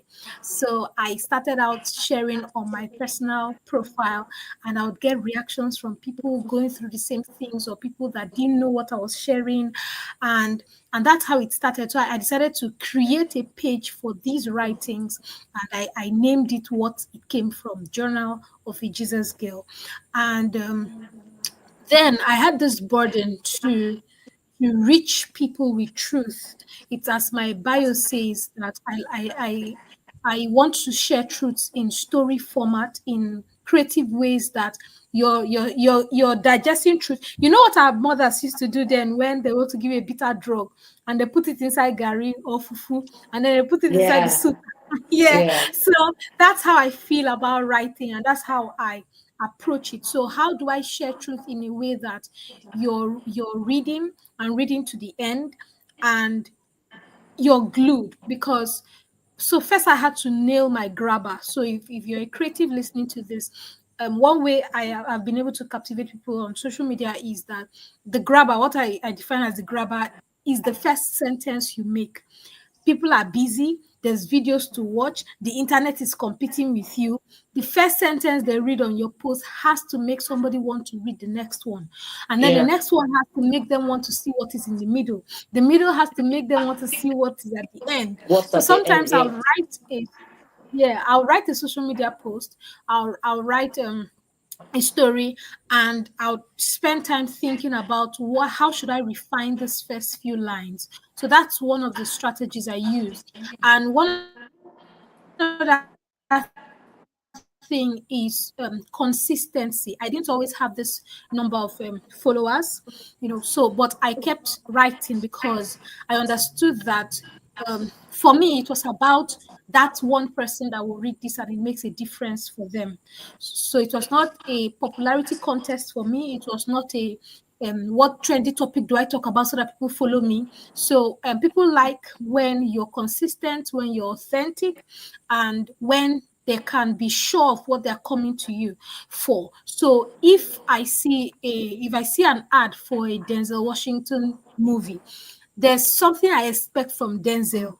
I don't expect him to act like Will Smith. I don't expect him to act like maybe a Nigerian actor. There's something about him that makes him unique. And then that's something that has been um, that has that disturbs creatives a lot, because you see somebody in another creative path that is gaining followers, gaining so much, and then you leave your path and begin to want to Yeah. sound like that Yeah. person. So one We see one that a one lot. one thing that yeah, one thing I've noticed that have brought the audience, that have, followers are coming in, people are commenting, people are sharing their page, people are telling people follow Journal of a Jesus Girl, is that they know what to expect when they come to my page. My page has its own signature, and I've stuck to that through the years. Oh, okay. Wow, thank you. Yes, this crowd mentality. I think one of the problems some creatives have is that at the beginning you're so focused, you have a dream, you have an idea as to what you want your page to do. But maybe Yeah. because the numbers are not coming in as much as or as fast as you would like, and you're tempted to start comparing your journey with some other person's journey, and you're seeing them doing things and the numbers are growing, and you're like, maybe, just maybe, I'm not I doing should this do the that. way they do. Yes. So you now Yes. start copying what the other person is doing, and you've left your path. And the funniest part is that this is mostly at a time when your page is beginning to gain some traction, but you may not know. True. You may True. not know. Yeah, so I get that. There's something I forgot to do. Do you know, I even bought lip gloss for this event. Wait, I must use it. Please, wait.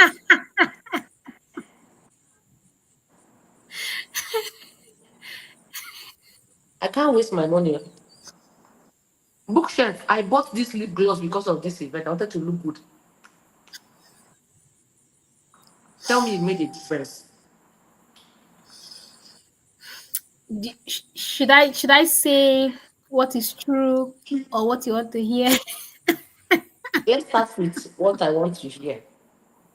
Okay, it makes a big difference. In fact, before now, you were looking ugly. The lip gloss Let's go just with that. We're going with that. We're going with that. We're going with that. So that's your business. You can laugh. That's fine. But how do you want me to waste money? I can't do that. Now, on to the next question. How do you make money? Like, it's one thing to write. It's one thing to get people to love your writing, to come to your page and they are blessed. They're like, oh, there's something about words. Words evoke emotions, nostalgia. Somehow they give voice to your pain. The thing about writers, the thing about writing is that somehow you're able to verbalize something they've been experiencing but have no avenue to express. They to don't even express. have the Yes, words. So I'm sure you would write that someone will say, you just took the words from my heart. How were you able exactly. to see what I meant? How does this translate to money? Because man must work. Are you making this money from book sales, workshops, online courses? How are you making money? And what would you advise aspiring writers and creatives like you on how to make money or make a living? Because it's not about making money for just money's sake. You're making money so that you will not die. So you will continue doing more of what you're doing. So how are you making the money, and what would you tell people who want to make money from this same craft? All right. So there are three major ways I make money from my writing. When I first started, I was confused at first because I had the numbers, I had the algorithm was in my favor. So I tried to do what do you call this, adverts on my page. I discovered that adverts hurt you as a creative if you're, so when people, like I said, when people come to your page, there's something they expect. So today they come and you're advertising onions to them just because the onion seller is paying you, let's say, a huge amount of 200,000 for 1 hour. So it begins to hurt your algorithm, it hurts your followers, it hurts. So the first thing I want to say is, as a creative, if you want to make money from your writing or from the platform you've gotten, it has to be such that it still maintains the quality with which you started with. So I had to stop adverts. So currently I make money through three ways. One, through ghost writing. I don't put out that I do ghostwriting, but I always get people coming to my inbox and tell me about the books they're writing. They want to write, and then I always have clients. I always have clients, So and it mostly comes from what I write. I wrote about my mom, and somebody reached out. They want to write a book about their mother, and they would want me to be the ghostwriter for that book. I have I write a lot. I write personal stories. I write Bible fiction. So I've had church organizations reach out to me to write tracts for their outreaches, and they pay me for those tracts. So that's still under ghost writing. And then I run a writing workshop. At first, when I started, I would have people ask me, please, I want to write like you. How can I write like you? And I would be pushing them away to one of my friends that teaches writing. After a while, because I didn't I started writing before I actually went on trainings. So writing comes naturally to me. I can right now, if I relate with you after this evening, I have I can write about you. It as in, it's not like I don't You have will a write method. about me. You will write about me. Let's get that out of the way first. So you see that You whole will write drama you about did me. with the lipstick, the whole drama you did with the lipstick and your persona. It's very interesting for a characters. So it's very easy to write it down. So so as I'm here, I've just thought about how many ways I can use this in a story, and so it just comes naturally to me. So I was like, okay, how do I teach people something that comes naturally? So it was this year actually I started my writing training. I had I had the first batch in May, and I had people from Uganda, from Cameroon join into the training. And the feedback I've been getting from my participants have been wonderful. Like the training, and then this I currently have a batch going on December, and I have about people from 8 different countries, 5 continents in that in this writing training I'm carrying out. Wow. The only issue we have is with the live class, because for the live class, different time Time zones. difference. So Time difference here. yeah, yeah, so it just gives a little issue. But beyond that, the recorded But you lessons, the can marking of the record it. time, You can make it. yes, You can record it. it's a merge. We have just one live class a week so that I can Okay. interact with them. And there's a session where I teach reading as a writer. And that session is so important. I have to make it a live class, because if you're going to write better, you're going to have to learn how to read like a writer. So it's not Maybe just I to should see enroll in your class. I think I will enroll So in it's your not class. just to see a writer that you admire. You can actually write like that writer, if you learn the techniques and the tricks in reading like a writer. And then I also carry out beyond writing stories. My social media has grown, so that in itself brings money. This is what I mean. I go to churches with serious media teams, and I teach them, I train them on social media growth.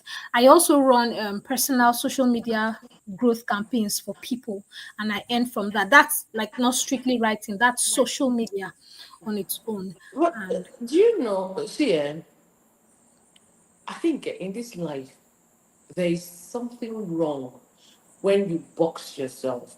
Like some of these avenues you just mentioned, I never really thought about them as something a writer could do. wow, And yes, I never really did think about them. I just felt, oh, you're paid to write, simple, you know.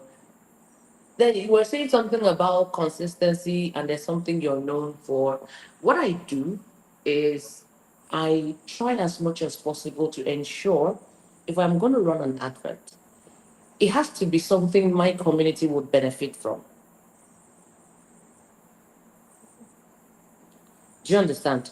So, do you understand what I'm saying? Can you hear me? exactly. Yes, it has to be something my own community would benefit from. Like, let's say Yeah. in my on my page, I have like Yes, 85% women. yes, I can. You were lagging at some point, but it's clear now. Okay. So like I have 85% women. So whatever advert I was gonna do, I'm an Anambra girl. The idea of missing money that I could have easily made pains me in the back of my chest. You understand? It doesn't really pain me here. It comes to the back of my chest and it pains me. So what I do is I take adverts that I know my community will benefit from, and I will do the advert in my own way. I don't do the adverts the regular way other people would do. It always comes Nice. with a story. It always comes with a story that would relate and resonate with my audience. So I'm still maintaining brand integrity. I'm still maintaining brand voice and Very speed. important And thing. of course, the Yeah. no composure I'm known for. So thank you very much for that. I like the idea of going to churches to teach. I like the ghostwriting part. I like the teaching, the writing thing to others. That's wonderful. And I hope the creatives in the audience are listening and learning as well. Now, um, apart from writing, is writing your first, second, and last love? Or have you explored or are you exploring other avenues like maybe still part of writing, like spoken word, like blogging? How do you balance it all? Like this your professional and your personal life. Before you answer that, um, recently I realized I am moving from work life balance because almost nothing is balancing. I tried balancing it and I nearly fainted. Why? Hmm. Let's say I'm sitting here now. This is work for me, right? I am working. My son can, my baby can barge in here. She can barge in here, and I will take a few seconds to mother.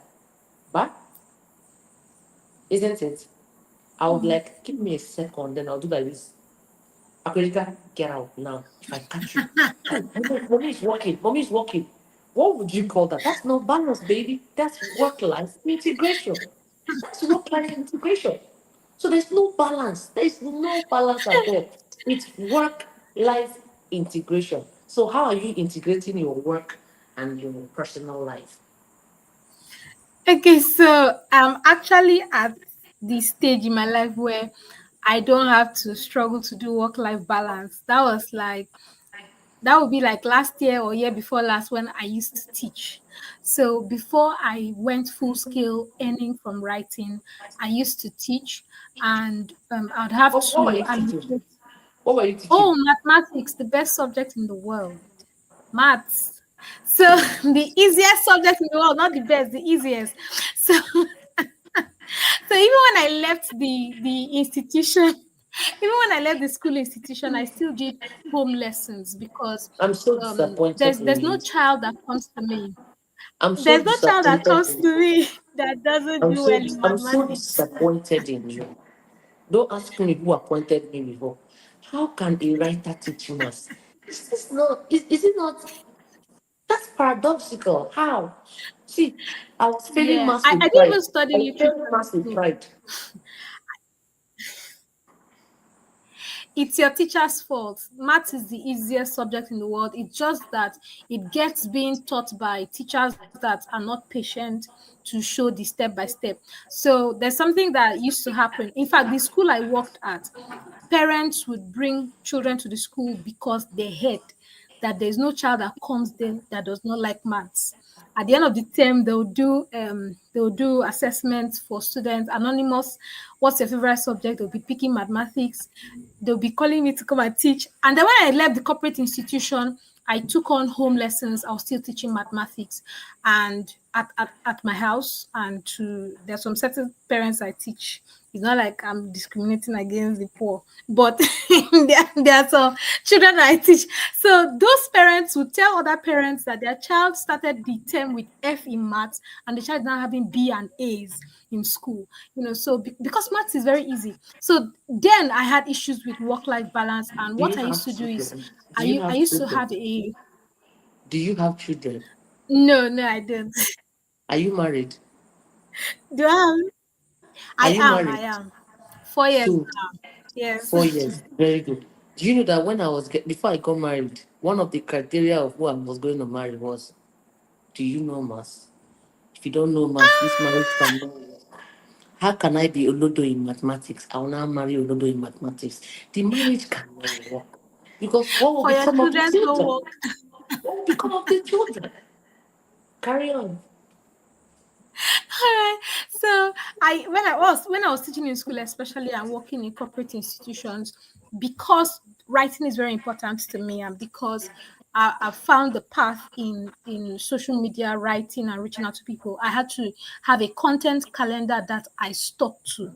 So if you're listening and you're a student, or you're a mom, or you have so much you're doing, it's very important that you have a content calendar, that you have a writing schedule, and try to stick to it. It will really help you, because um if you don't, it's possible that you would you would lose interest in that very thing that you actually think you love. So you see people that tell you, oh, 10 years ago I used to write, but I can't remember the last time I picked up my pen. It started with forgetting it one day at a time. I'll write next week, I'll write next month. My life is too busy. So you tilt toward the work and family side, and forget that part of you that has been opened up to creativity. So you have to deliberately fight for it by having a writing schedule.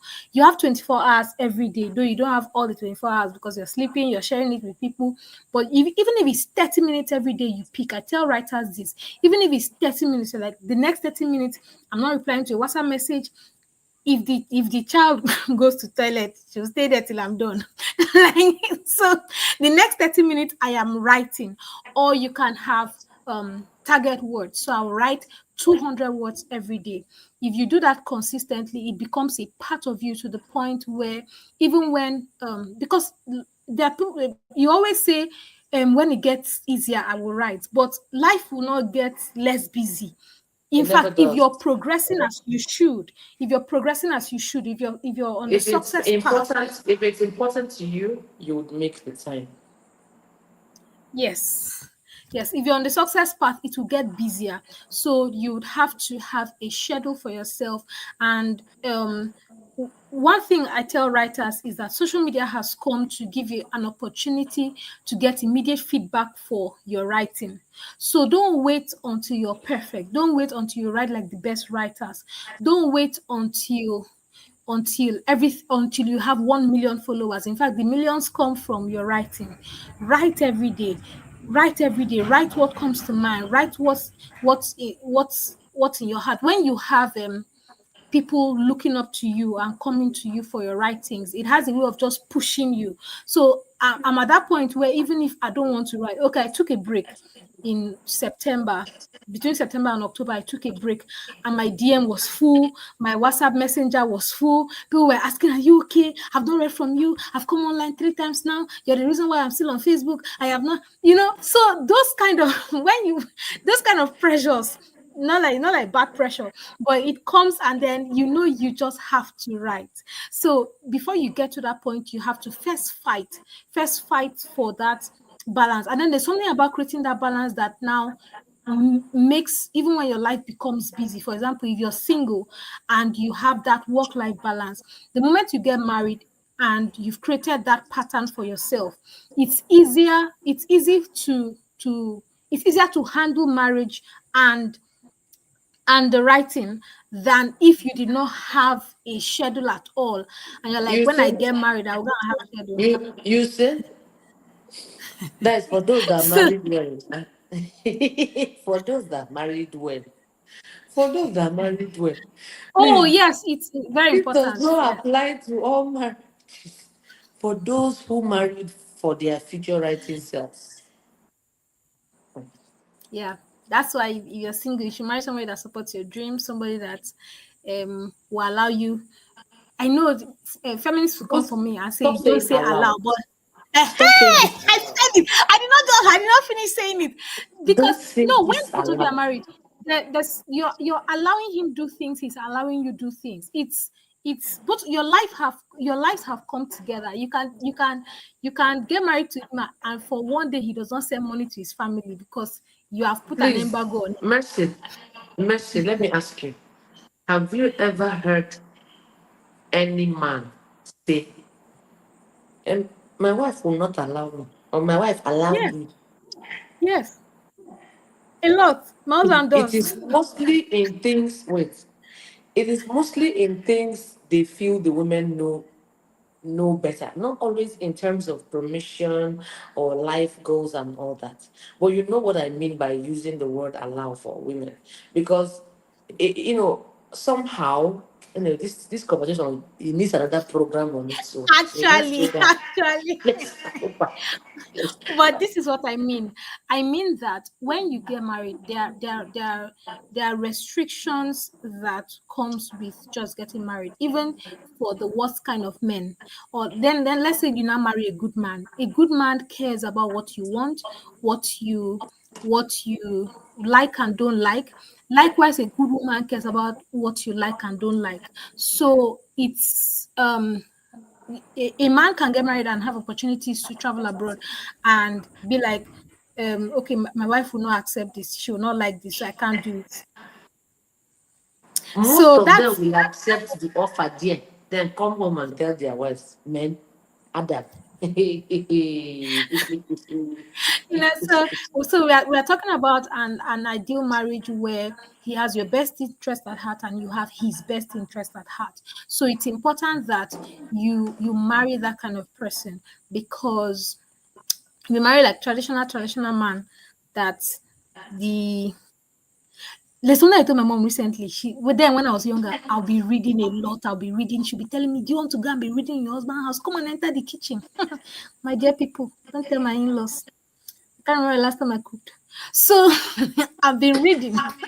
I've been married. You've been married for 4 years. I've been married for Yeah. 15. Out of these 15, I'm not. I have not cooked 2 years.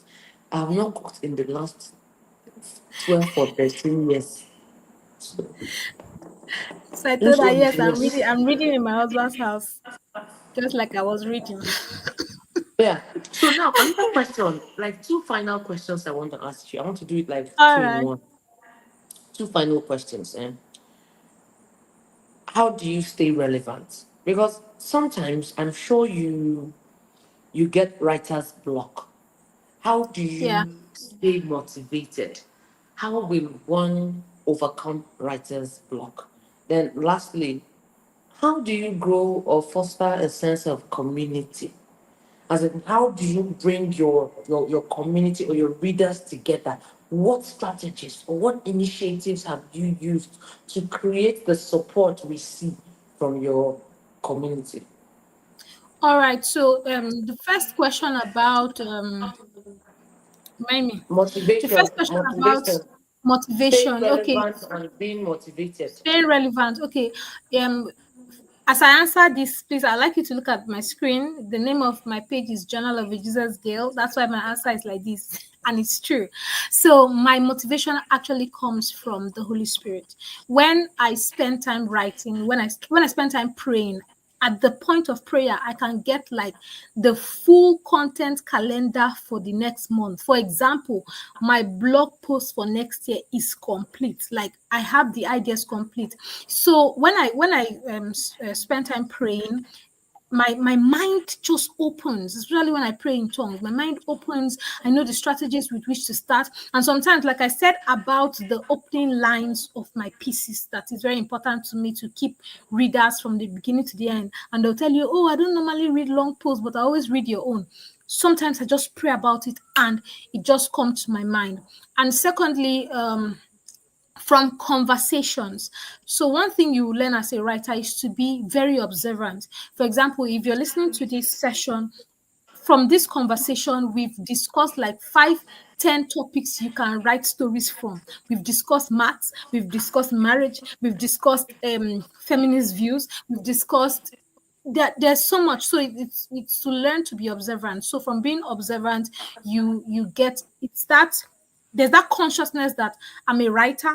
I have to be observant. And then to stay relevant, you have to keep honing your craft. You have to keep learning the best practices for your craft. There's, for example, if you're writing on social media, the algorithm is changing. You have to know what works. So is there a time where you could post without pictures and your post will go far? Yes. But we are currently at a time where the algorithm is counting how many seconds somebody stays on your post. So it's important that you put up a picture so that if it is not your writing, they are reading, it's the picture they're looking at, but the algorithm does not know. It's just counting that they're spending time on your page. So learn the best practices and learn the best practices. Keep learning. Even as I teach people writing, I am still learning. I'm still reading as a writer. I enter into writing competitions and I see people that won, and I want to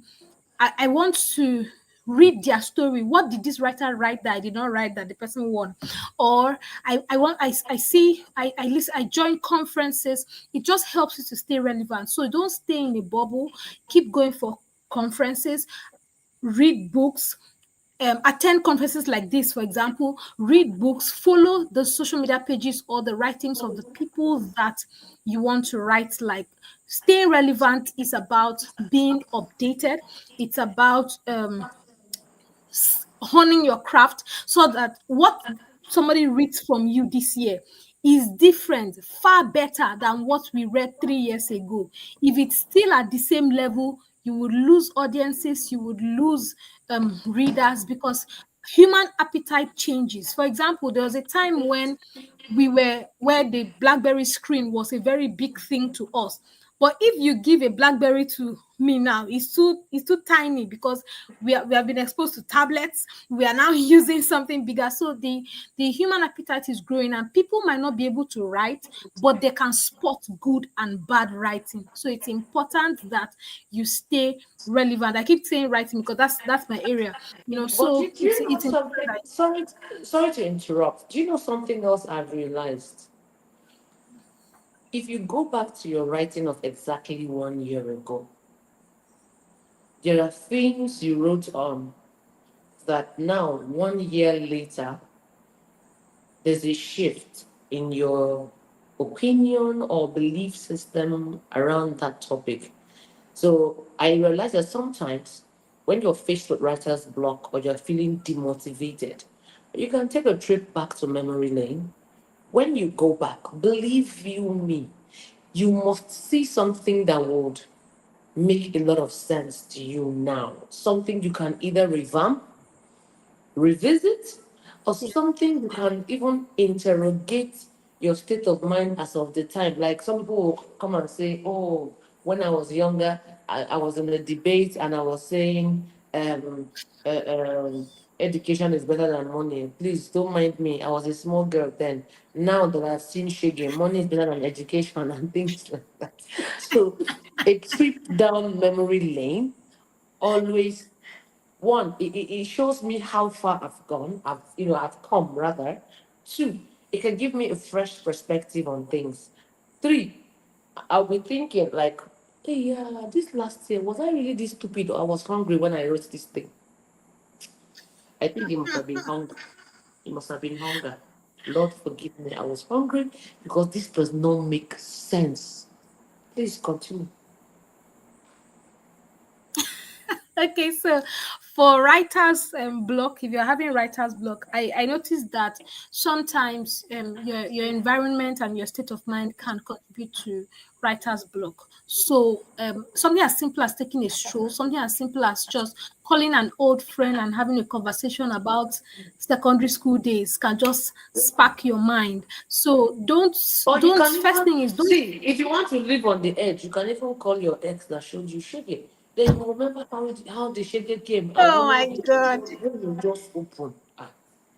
Dr. Ella. Okay. Book said, So you will regret bringing me on this. You will regret. Eh, tomorrow, if you hear my name, you will run. Please continue. So if you're having writer's block, maybe change the medium. So the first thing I was going to say is, if you're having writer's block, don't submit to it. Don't there. I don't believe in stereotypes. I don't believe in it's a season. It will pass. It can't pass by itself. You have to fight it. You have to stand up and do something about it. So don't submit to it. And then secondly, try to change the environment. If you're used to writing with your phone, try writing on a laptop. If you're used to writing on paper, try changing the medium of writing. And then you can look out for writing prompts. Look for writing challenges online. They're everywhere. In our days, it's even easier. So go online, look for writing prompts that tells you start a story with a man walking into his wife with her boss. It does something to your mind immediately. So even if you write 2 words or 3 words, or you even spend time thinking about the story, it begins to bring you back to that writing sphere. And then I would go to the second question about building community, how Yes. the Journal of Jesus Girl has become like a community. So when I started social media, I discovered something about the algorithm. The algorithm rewards engagement. So every time somebody comments on my post, I see it like a privilege that you read, you didn't just read, you liked, and then you left a comment. So I wish I could be replying to all the hundreds of comments, but I try to look at, okay, which comment is very lengthy and which one has. So I try to respond to them. As you respond to them, you let people know that they're important to you. So as you respond to comments, you connect with your audiences. So I don't believe in celebrity status where like you're big now and so you're not responding to people. So i I try as No, much as but do you possible know to what? respond Do you to know to what? comments on my Can page, I and it shock just you? builds that bond. And then sometimes I come with contents that are not educational. For example, I encourage reading, so I share, I'm reading this book, what book are you reading? And people begin to share. People tell people, okay, can you, where did you buy this? And they begin to have conversations around books. And that's because I write. So for your own content, eh? Now you hear me. You know since I talk am. I didn't get you. Okay. I said I don't know if I want talk. Is it my network? The thing is lagging. It's like it's lagging.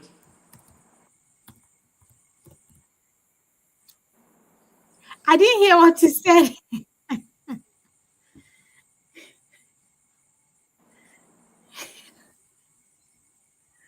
Can you hear me Say it now? again. I can hear. Can you hear me now? I didn't hear the other one. Oh yeah, Okay. don't worry. Continue. Continue. Okay, Okay. just say one Okay. more time. Okay. You were saying. Can you hear me now? Yes. Yeah. Okay, you were talking about replying to comments. Now, when I started, right, I was replying every single comment. I was starting conversation in the comment sections, and it helped my page. It helped me gather a lot of followers. But guess what? The more you grow, the more comments you have, the Yes. harder it becomes.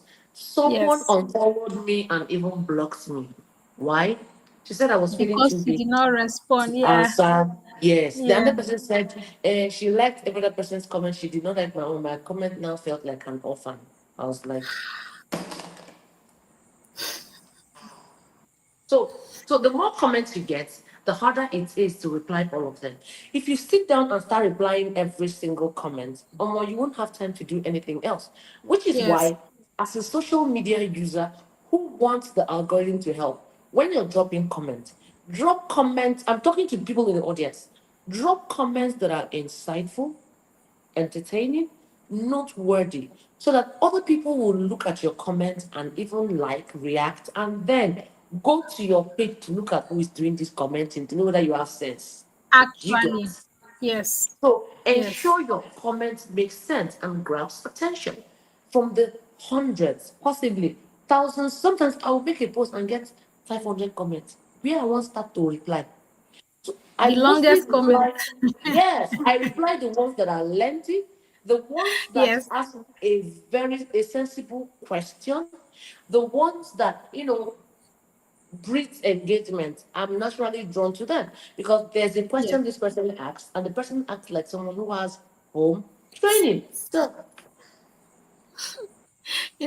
So if somebody, if I have comments and there is, oh, this is so nice, I was blessed by this, oh, this is so nice, I was blessed, that those are common comments. So sometimes I just like, and yeah, sometimes I just scroll through.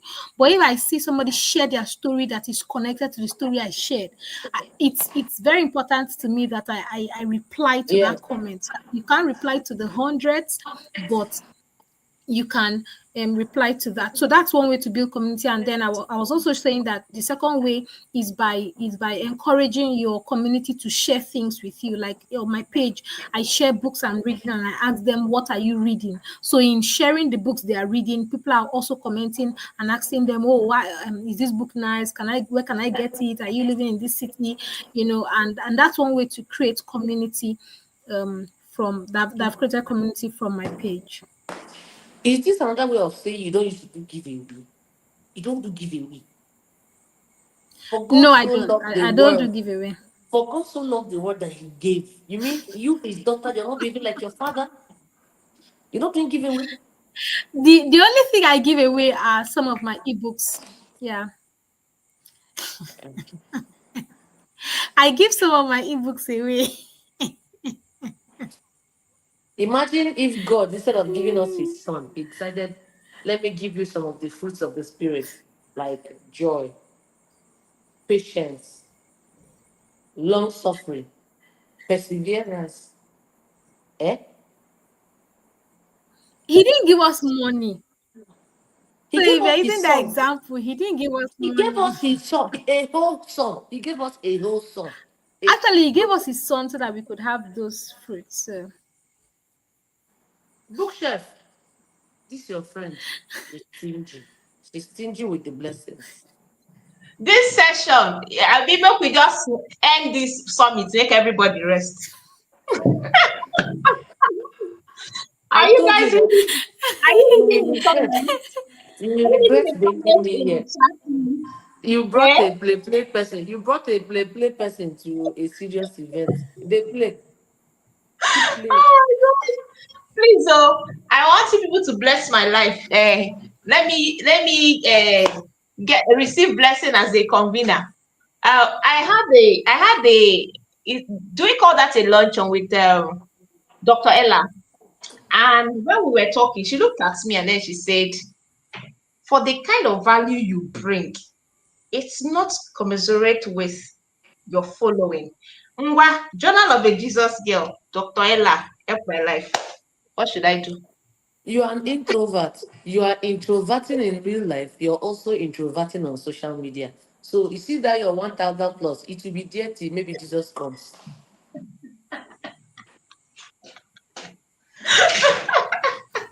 Maybe one of the ways you can blow now is if something, maybe you want to share one of your noodles with us because you that they will write one comment on your page, you will run away. So which time would you have to answer the other comments? Because bookshelf can't sleep. Some people are not meant to have large followings on social media because God knows that they cannot handle it. That's why they don't have it. Do you understand? People like you are a kingmaker. You are a key player of the behind the scenes ministry. You understand? Let's not deceive ourselves. Hmm? You are a Fly behind girl, the scenes you don't person. have You anything don't to like to say. be at the forefront. You don't like it. Go and check your page. The highest engagement is what? And the funniest part is, I laugh when human beings judge other people based on their social media following. It means you're going to miss key people who would have helped your life. But you're looking at them and judging them. You are thinking, this one has only 1,000 followers. What is she want to do for me? I'm sorry for you. Most of the people you need to help your destiny may have just 14 and they have followers on their pages. That's what they have. But people that have 7 million followers will meet them somewhere and greet them with obeisance, with respect. And you're like, why did they greet them when we get 14 and they have followers? Like you will see Bookshelf with her 21 and they have followers. And you will now just look at her and just walk away. I'm sorry for you. You don't know her. But we that have the followers, we know her. Don't bother. So, bookshelf, don't worry yourself. You don't need followers. They won't even come to you. Don't bother. You are more of an Because offline evangelist. You are an offline evangelist.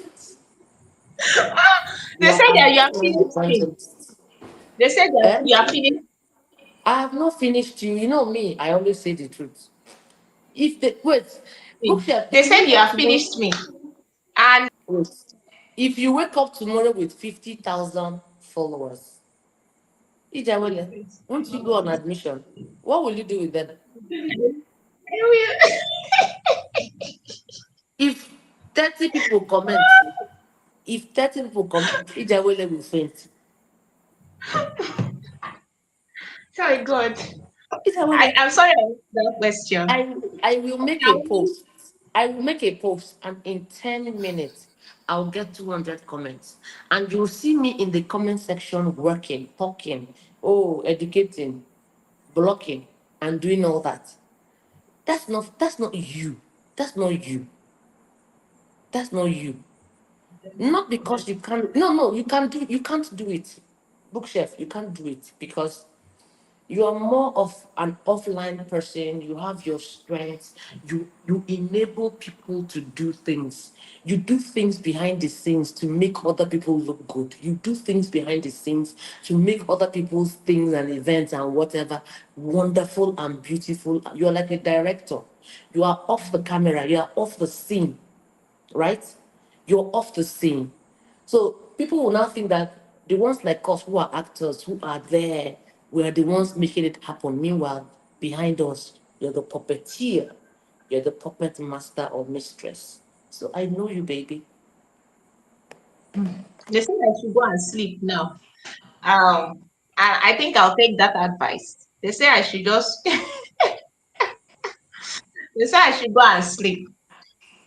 Fly girl refused to say anything. I'm going to hold it against you. I will judge. I will judge you because you refuse to say nothing while Dr. Ella roasts me. No, you can hire a social media manager. That's the only thing I I'm have not in mind. roasting Social media you. manager. You can get a social media manager. Okay.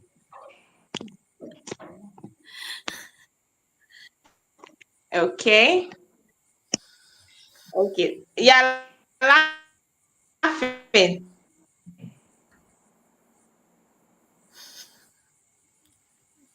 Somebody say we'll be here. We will be here to help her, Dr. Ella. You are who will be here to help her. It's not me. I will not be here to help her. How can you help somebody that doesn't even like the thing if people are stressing yourself? Happen over.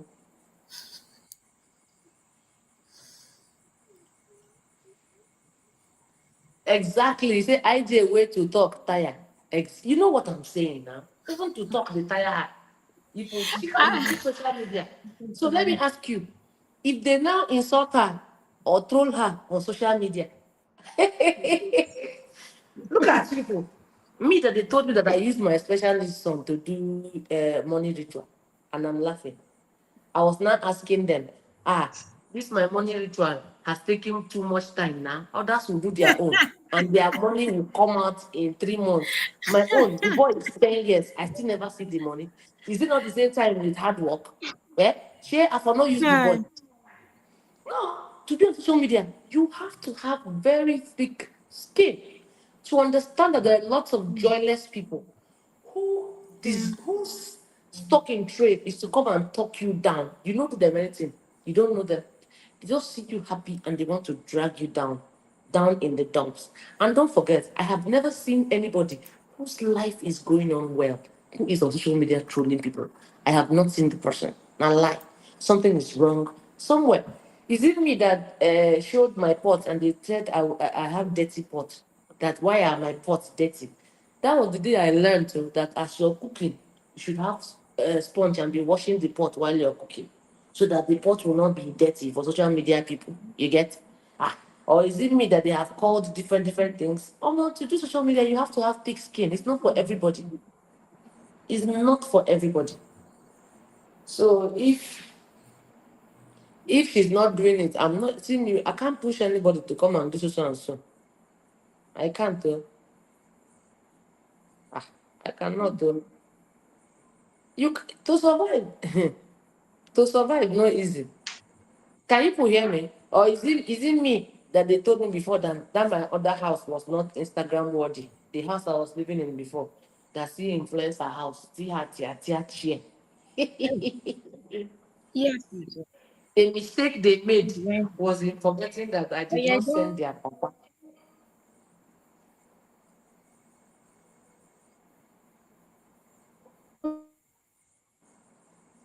Am I the only Wow. person still talking here?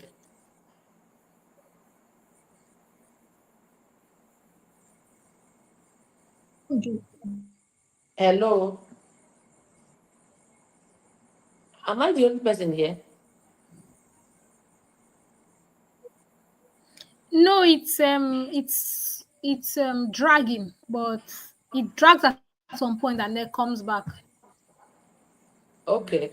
Where is bookshelf now? She don't run. Oh yeah, come back. Nne, you can do it. Social media, ba, Yeah, you I can think do her it. network is bad.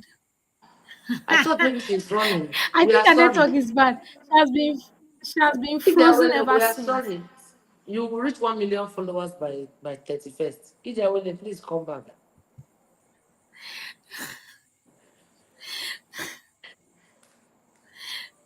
You know that to do social media is not easy at all. As in, it's like you're setting yourself up for drags. And you don't even need to do anything special for them to drag you. So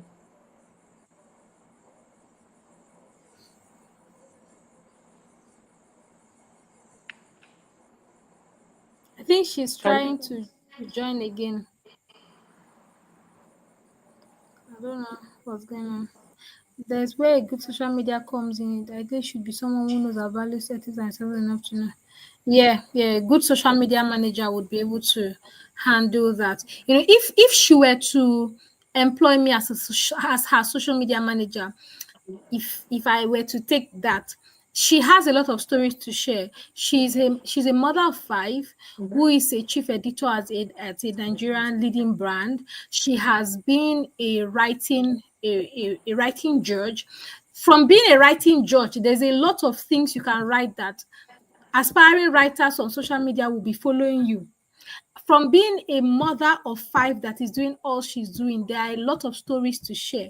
And like you said, if you're an introvert on social media, there are some things you don't want to share. You don't want to share when your child was sick and a nurse insulted you. That's a very nice story, and it can bring a lot of people to your page. So I was talking about it. She has joined us again. So she can bring a lot of stories. So let's say she had a parent-teacher conference where she did not agree with what the parents said. She can share it, and people will be, yes. So that's what they used to do. So as her social media manager, she has a lot of stories to share as a mother, a lot of stories to share as a writing, right, as an editor. She has a lot of stories as somebody that has judged writing competitions, and even her everyday work is stories on its own, where she can just even create debates, and people are gaining value, are arguing about things. So there's the parent teacher part I spoke about, there's the hospital drama, there's the stories about childbirth and how pregnancies are different. There's a lot of, she's a walking content.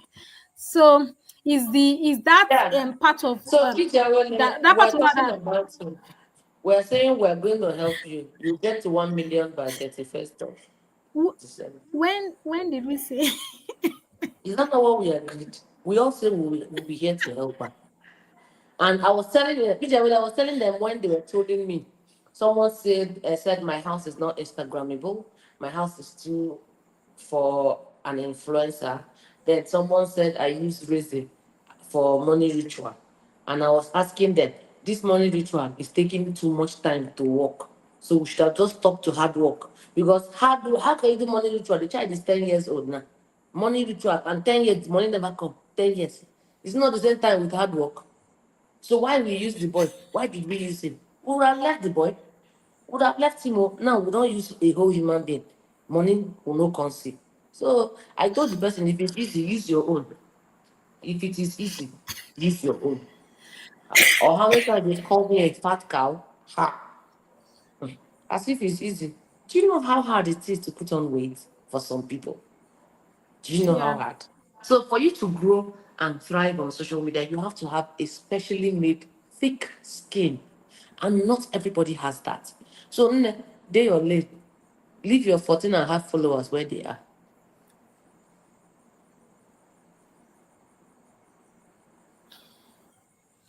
Are you not talking? Is she dumbfounded? Okay. I Is think it she's frozen again. is it I'm saying maybe she's shocked because she's thinking of her 1 million followers by 31st. Maybe that's why she's shocked. Like, how are we going to achieve it? We'll Yeah, do we like can do all 2 billion things. naira in ads. Eh, we'll do Temu ad.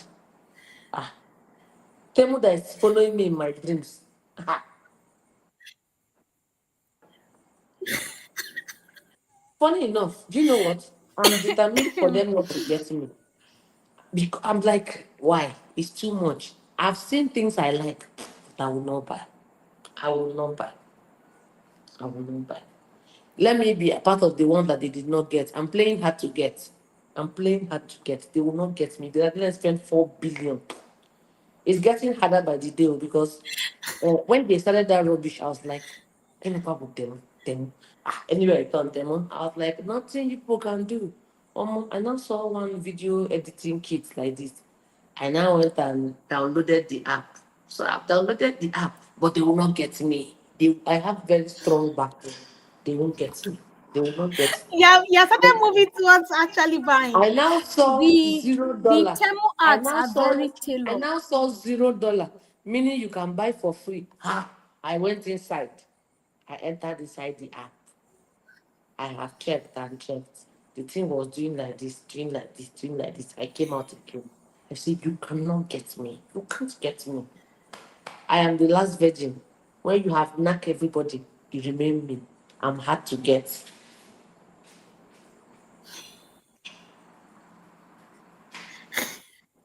I'm the last virgin. As far as you've downloaded the app, they've already gotten you. Downloading the app is first step. You are My going. life. Yeah. Me, I don't even know what the app looks like. They have not gotten me anything. The only way they will get me is if I place order and put my address. Until My then, cheeks are I can hurting flirt from with too them. much laughter. See, don't you understand the idea of flirting? Flirting means harmless Where is conversations back and bookshelf? forth. Oh, So me and Temu were flirting, right? But they won't get me. They cannot get me. It's just like, man, they toast you. A man has the right to toast you.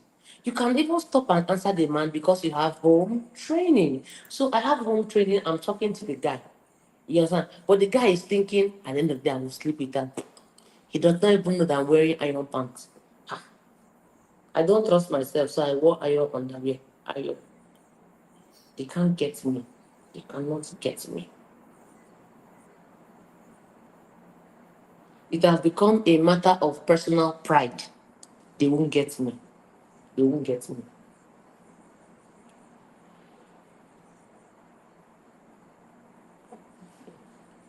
Bookshelf, I will leave you.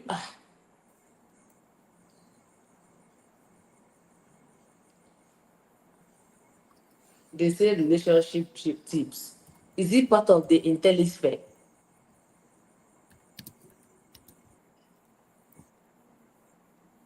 Madam Writer. Mercy. You say, what's the iron pant? The iron pant is that I don't have card to pay. That's the iron pant. I don't have card to pay. I don't have a card. So not if they like to advertise long life it's from actually prosperity. dragging. I don't know if it is my network or.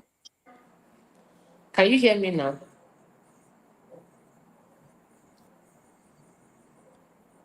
Okay, they're paying by card. Do I know? How do they used to pay? I don't know how they used to pay. I don't know how they used to pay. So if you buy something from them, how do they pay? Is it not by card? I'm broke, so that's my insurance. I don't have money. Will you pay with? Okay, they have zero. I've been hearing you. It's just been dragging. Okay, they have 0 naira on. So that 0 naira means you carry things and go without paying, or what? They will not see me. Or maybe they will see me small. But I will not buy anything.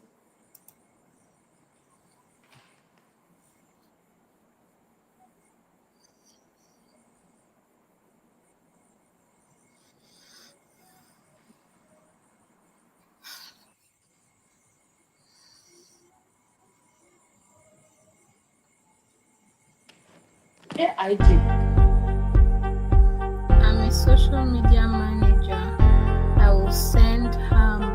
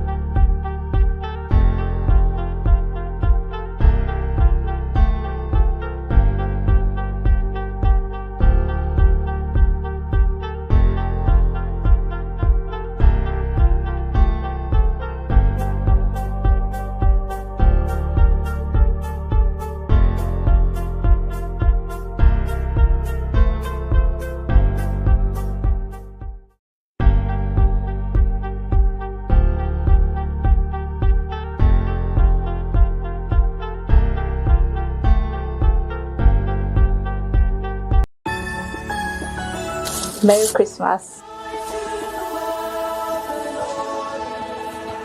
Merry Christmas. Merry Christmas.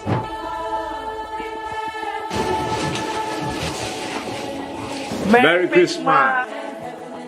We wish you a Merry Christmas devoid of words. Merry Christmas. Merry Christmas.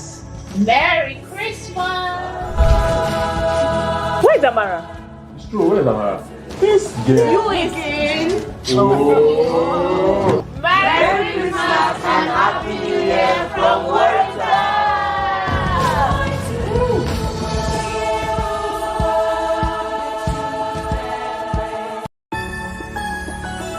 Merry Christmas. Merry Christmas.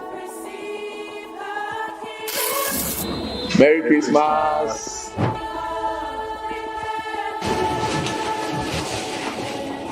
Merry Christmas.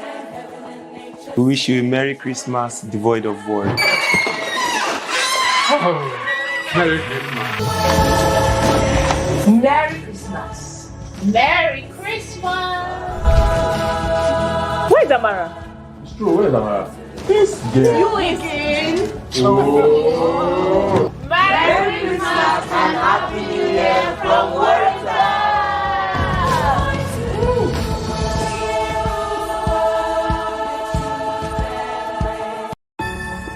Introducing the Bookplays app, a one-stop bookstore where readers and authors unite in a symbiotic relationship. Bookplays is a user-friendly app offering audiobooks, print books, and ebooks while catering to your unique preferences. With Bookplays, you're guaranteed easy navigation, seamless payment options, responsive customer support. Join the literary revolution. Download the Bookplays app now. Introducing the Bookplays app, a one-stop bookstore where readers and authors unite in a symbiotic relationship. Bookplays is a user-friendly app offering audiobooks, print books, and ebooks while catering to your unique preferences. With Bookplays, you're guaranteed easy navigation, seamless payment options, responsive customer support. Join the literary revolution. Download the Bookplays app now. Introducing the Bookplays app, a one-stop bookstore where readers and authors unite in a symbiotic relationship. Bookplays is a user-friendly app offering audiobooks, print books, and ebooks while catering to your unique preferences. With Bookplays, you're guaranteed easy navigation, seamless payment options, responsive customer support. Join the literary revolution. Download the Bookplays app now. Introducing the Bookplays app, a one-stop bookstore where readers and authors unite in a symbiotic relationship. Bookplays is a user-friendly app offering audiobooks, print books, and ebooks while catering to your unique preferences. With Bookplays, you're guaranteed easy navigation, seamless payment options, responsive customer support. Join the literary revolution. Download the Bookplays app now. Introducing the Bookplays app, a one-stop bookstore where readers and authors unite in a symbiotic relationship. Bookplays is a user-friendly app offering audiobooks, print books, and ebooks while catering to your unique preferences. With Bookplays, you're guaranteed easy navigation, seamless payment options, responsive customer support. Join the literary revolution. Download the Bookplays app now. Introducing the Bookplays app, a one-stop bookstore where readers and authors unite in a symbiotic relationship. Bookplays is a user-friendly app offering audiobooks, print books, and ebooks while catering to your unique preferences. With Bookplays, you're guaranteed easy navigation, seamless payment options, responsive customer support. Join the literary revolution. Merry Christmas. Merry Christmas. Merry Christmas.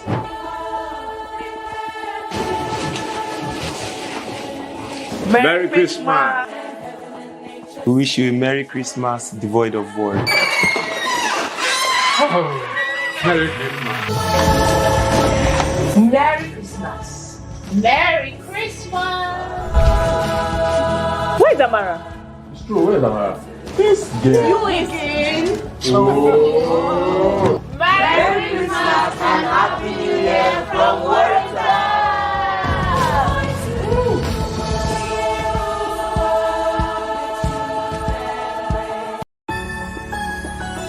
Merry Christmas. Merry Christmas.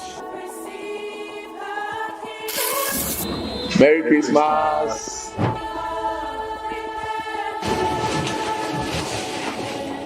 Merry Christmas.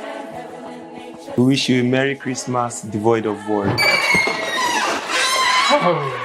Merry Christmas. Merry Christmas. Where's Amara? It's true, where's Amara? This girl. You again. Oh. Merry Christmas and Happy New Year.